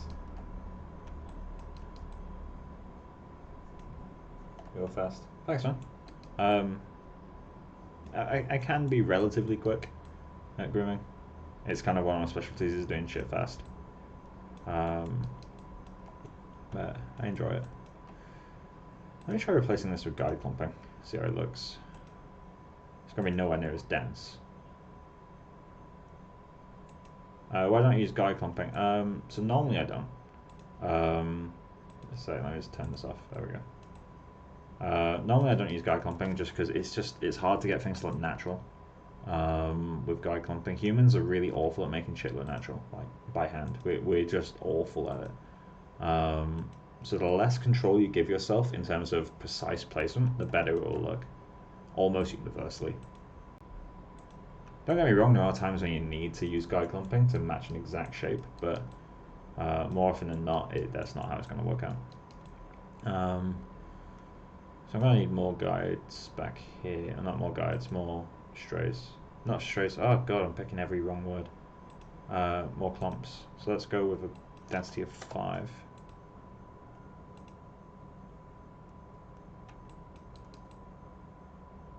That might be a bit better. Although we're losing the big shapes now. So let's randomize it a little bit. 0.8. Generate. Save.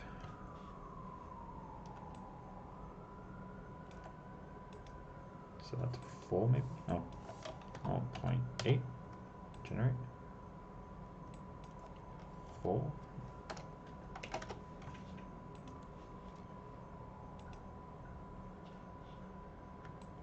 There we go. That's a bit better. Let's turn this back on. So 12 is going to be too much now. Oh, not enough now. Let's go to 15.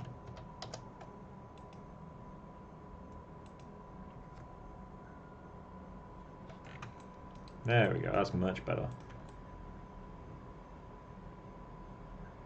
So this section needs a lot of fixing. This one works okay. I think this is going to be okay. This section needs complete rework. This section I haven't even really started, to be honest. But yeah. Okay, so let's use that to help us paint density.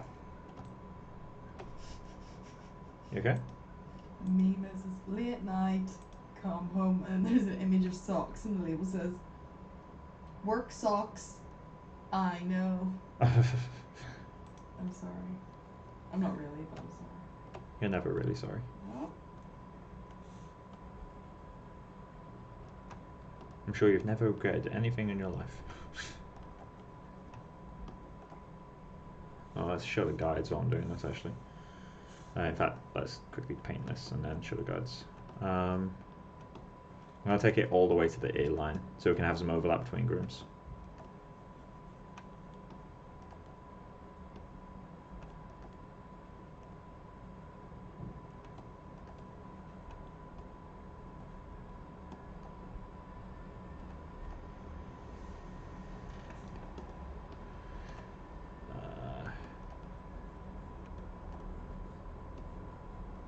Cool.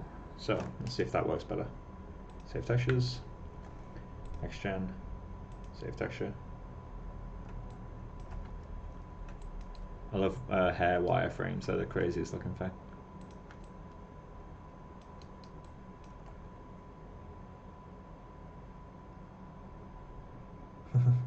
Francisco just started singing along to the song that you were doing. Yes. She left me roses by the stairs. Something, something, something cares. I feel like I should know more of that song, but I don't.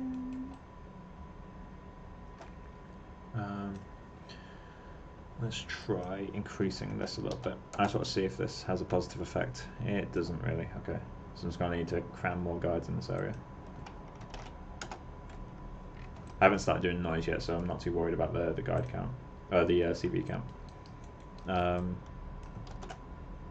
I just need to go to the toilet. 1 second. The Guinness is open in the kitchen. You want to finish it? Yeah, I'm just wondering if he was using it for anything. Go for it. Cool. There's just no point in letting it go to waste. Yeah, I get you. I want to be an alcoholic. Does anybody have any questions while Mike's away in the toilet?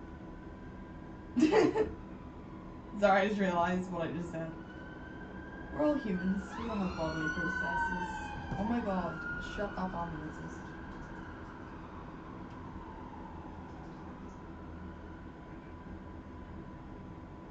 She left me frozen by the stairs.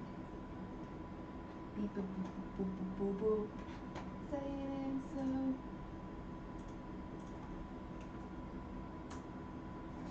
Turn the lights on. Sorry, Francisco. That's my stuff to me.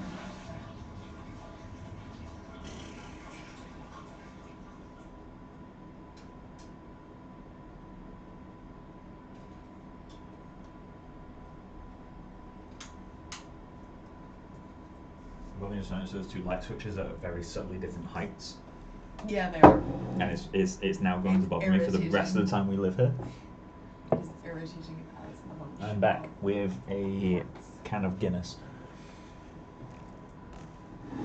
Oh. Right, 5, 6, 4, 2, 6. But yeah, stream will be ending in 15 minutes, by the way, guys. So this region is completely screwed. Filling in this gap with the I should probably fix the width now, actually. We're not really at that point, but we kind of are at the same time. This needs to be thinner though. No, I said 0.75. There we go. And then that should go up to a bit higher, I guess. Let's go 1,000. So I guess it's the coverage we want. And gets us the general fineness that we want. Tell us something, Becca. What did I tell you? I am wearing a plaid shirt right now. Plaid. And it's got little Mickey Mouse in the pocket. But the buttons, so it's a vintage shirt. The thing that amazes me are the buttons. They say Mickey Mouse on them in tiny, tiny sewed little things. It looks adorable. Thanks. Much like its owner. Should I blush? Dabs. Let's push that way up against him. You okay? Yeah. This is my t-shirt. This is a t-shirt. This is a t-shirt brand. This needs to go in the wash.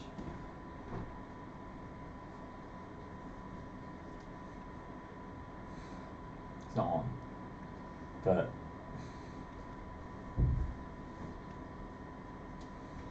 I'm gonna keep it there anyway, just in case. It'll be like last week when that happened. Last thing, my webcam randomly came on last week. Don't get changed in front of an off. Yeah, never get changed in front of a webcam, even if it's off. Even if it's off. Because I've had my webcam randomly start streaming, even though it's not even listed as a device in OBS. Would have been like XXX, girls gone wild for. Damn fine Mickey Mouse t-shirt you got there. Damn. I'm in a bluesy t-shirt now. Gotta pick up your shitty. They're awesome. If anybody's looking at a job, we have many openings. Can vouch for that. Blues do sound like they're really good. Blues do sound like they're really good. If anyone's looking for a job in London. Cool.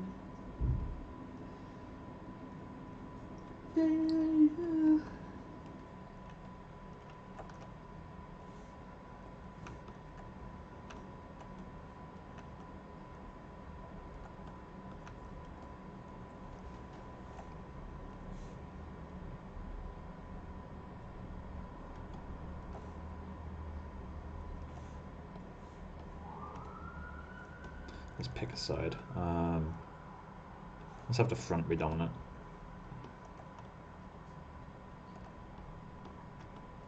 And then that guide in front of it's not making much sense.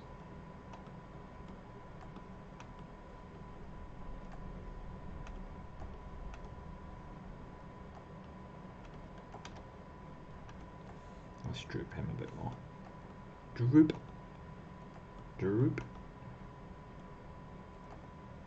This will also fix a few of the issues we're having with the intersections in that area. So now we're going to need some guide crisscrossing, although I can't really do that yet, it's too soon.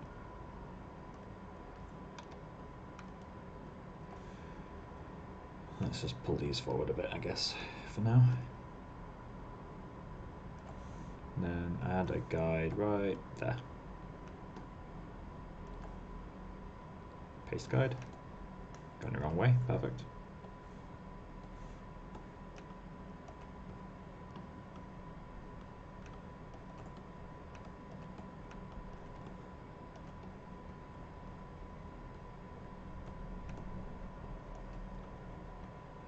Does anyone, so NPC is hiring. I'm not going to comment on anything at the moment. I'm just going to avoid all those topics right now. Blues you are. Blues you are hiring. He entirely knows what he just asked, that's the thing. Who is it? Little man. Little man. No. Bad little man. Don't poke the hornet's nest, my dude. Joke's on you. I am the hornet's nest.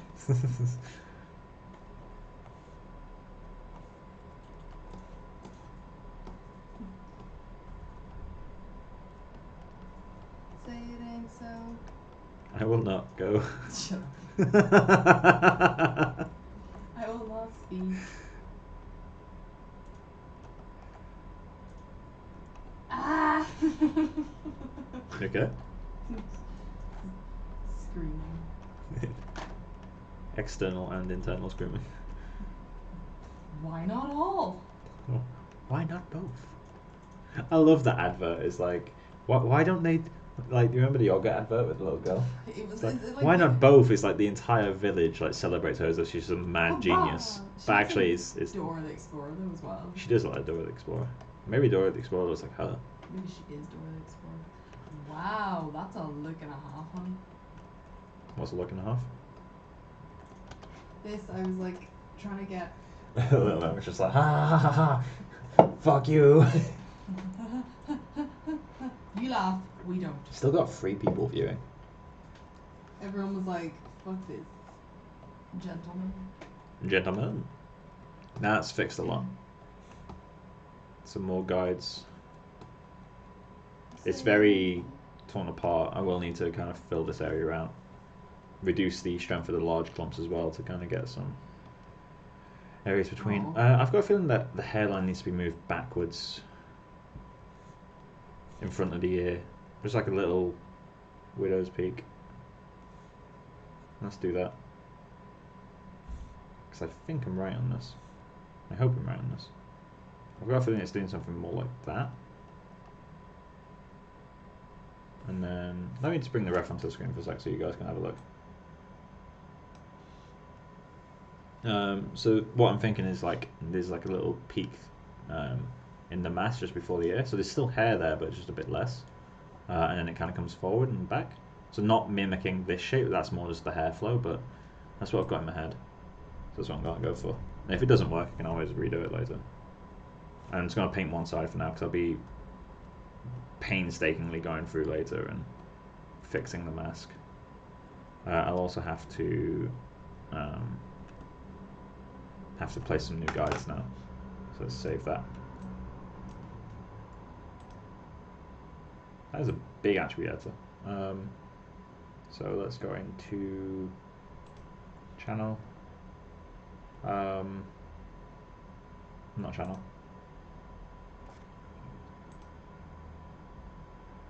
Cool. Hide you, show you. Now I want to move this guide a little bit further forward.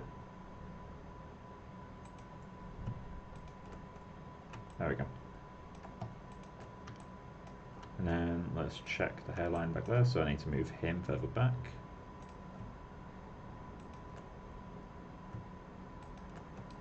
There we go. That might help a little bit. That automatically helps actually. It's maybe too far back now. Maybe the whole hairline needs to come forward, but we can figure that out.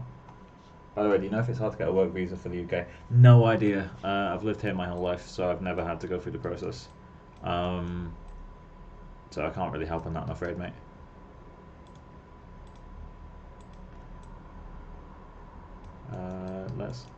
Let's not add guides here yet, actually, it's too soon. So let's start turning off modifiers again.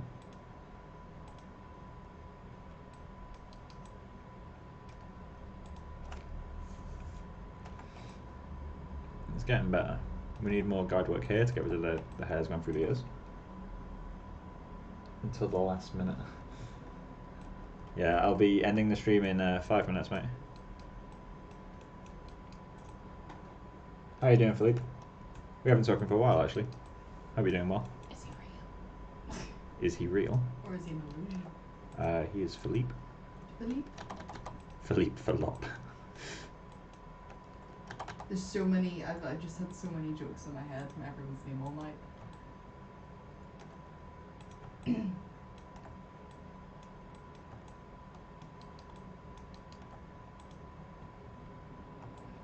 There we go, that's much better. This area doesn't make sense now, though.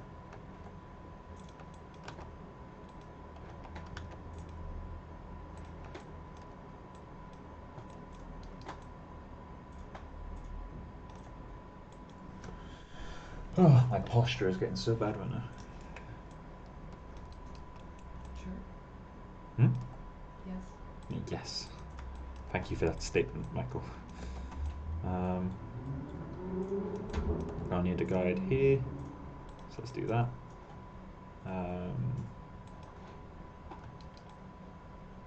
Beautiful.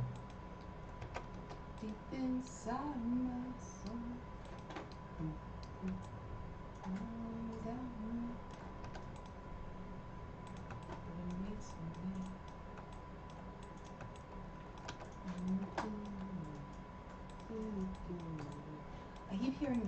outside our door.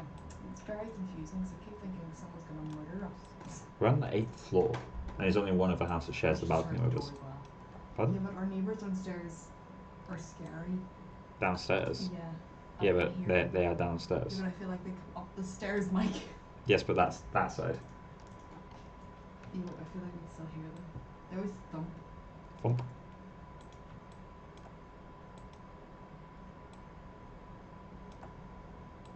So I'm gonna get quite a lot of pinching in this area, so I kind of need to resolve that a little bit. Maybe pull some hairs away from there in a clump.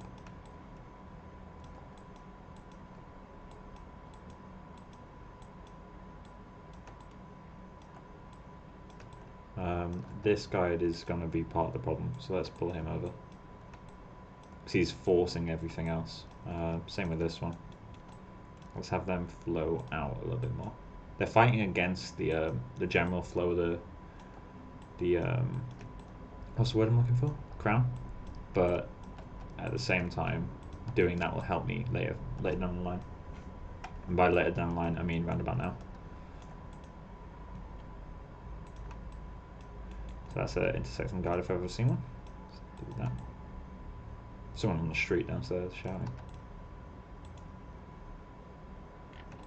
Cool.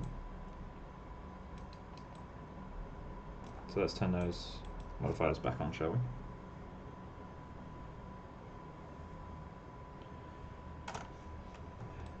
Yeah, I mean, you can always join the next stream, Philippe. I'll maybe be doing one tomorrow. It depends on if Becca needs the workstation or not. If I don't do one tomorrow, I'll definitely do one on Thursday. And I can send it you in advance if you want. So you have a link before I post it. It'll cost you exactly £0 and 1 jelly bean. 1 jelly bean. Just one. Just Juan. One jelly bean does count. Juan jelly bean.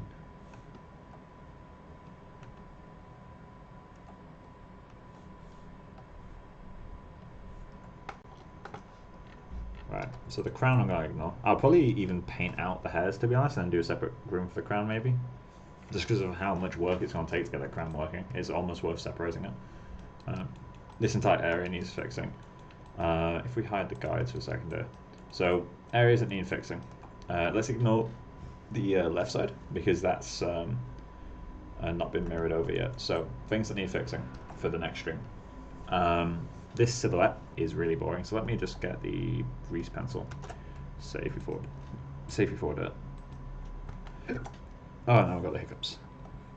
So, we got this, which is really ugly. I'm going to want to replace that with something more like that to kind of get the silhouette. Maybe even pull this in more so I can do that kind of shape with like a little flick. So let's just do that. Little flick out, and then so that can go like whoop whoop whoop, and that could look quite interesting. Let me just make that more bold. So that's one of the options. One of the things we need to fix. We need to fix this region down here because this looks awful. This side section, obviously we're going to need to fix the clumping, but we're not really at that stage yet. But the general flow here, this needs to be a bit taller to get a more round shape because it feels too flat right now. This clump needs more separation. We need it to kind of drop and have this section be empty. So if I color pick the skin here, that is not the same color. It's RGB gamma raw. Let me try picking the color again. Why is it darker? What the hell? Okay, so that's good. Back to sRGB. And then I'm just going to manually color match that, I guess.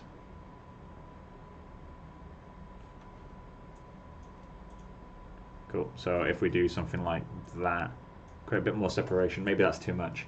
But we can go back in, add a little bit of something, just one clump maybe to break that up. This section down here needs to flick out. So like we get a little clump kind of coming towards us. So if this was front view, we needed to kind of do something like that, just for a little bit, just to get a little bit of interest in there. What else is there? Obviously we need to mirror this side, but that's kind of a given.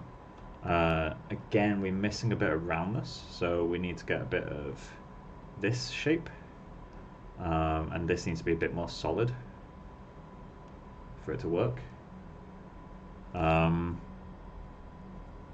This needs to curl in more as well, something like that. Other side, I'm going to need to curl like that, but then curl it out a little bit just because of the way it's posed in the final thing. That's where a stray clump will come in. That's where another stray clump will come in. We'll need to get these guys in there as well. Kind of random clumps there. Let's just get a bit of this. So something like that. This needs to be removed. So let's just get a... I need to get rid of that. Pull that back in. Maybe pull this in as well. Let's darken that slightly. There we go. So maybe pull that in a little bit. Same with the U.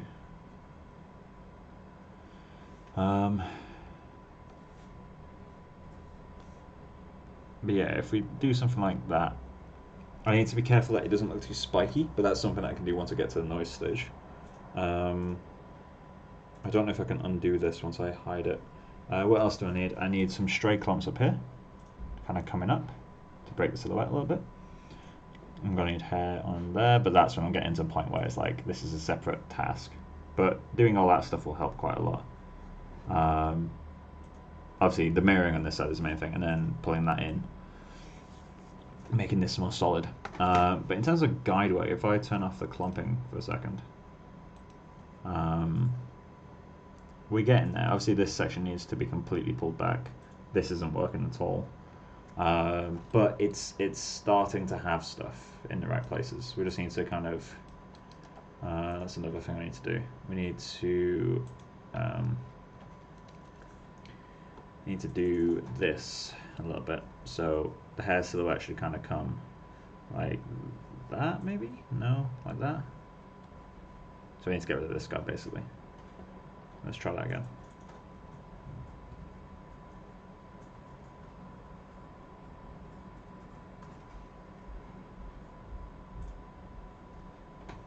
Yeah, something more like that. So if we get rid of the hair back here, again, let's try color picking that.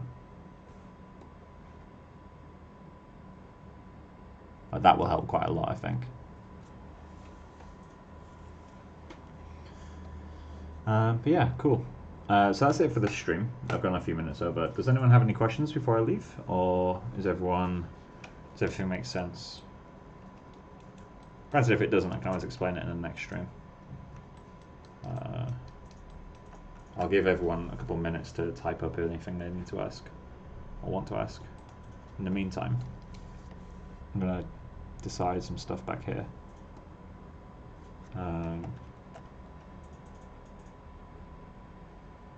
Let's do a color around here.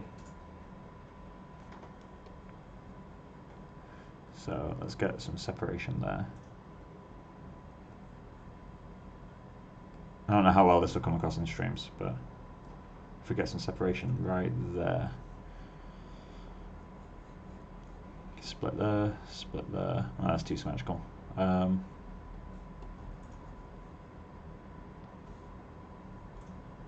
Split there maybe. Split there.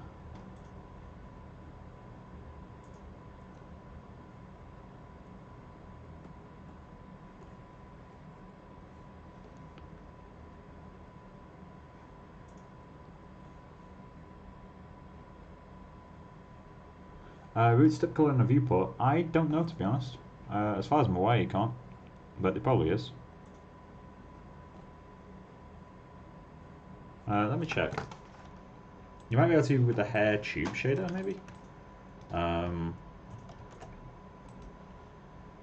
the hair physical, sorry.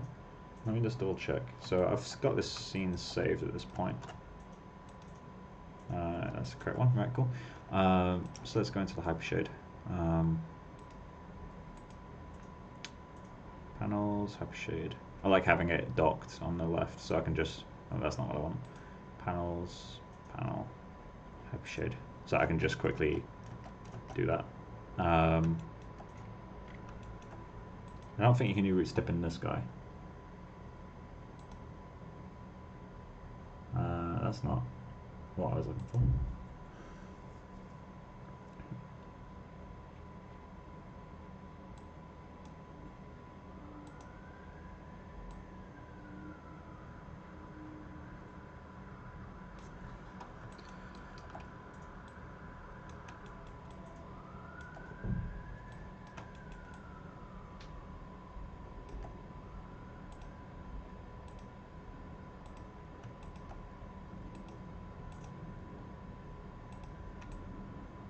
You can do root step. It's just in the color scale, huh? By the green in the middle. Yeah, you can do root step. These colors are a bit intenser, but that works fine. Maybe you could do that as a debug view. So if you set these to be less saturated, so they're not painful to look at. Like less saturated, less value. Same with this, so about half saturation, half value. Maybe more saturation. And then same with you. Let's go with 75% saturation, half value. And if we add some reflection, that could be a helpful debug, I guess. But yeah, so it's just a hair tube shader with color scale. Sometimes it's just good to play with the materials, though, man. Like I've never really thought about doing that, but yeah, if you play with materials, you tend to be able to find that sort of stuff. Let's pick the specular colors again.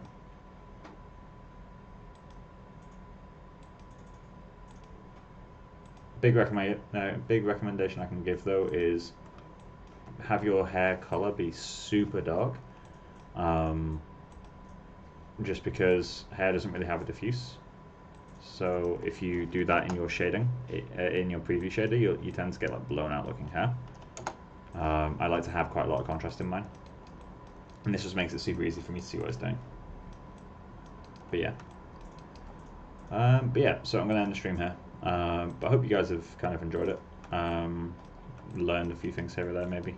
But yeah, I'll continue it either tomorrow or the day after. So either Wednesday or Thursday. Yeah, see you guys.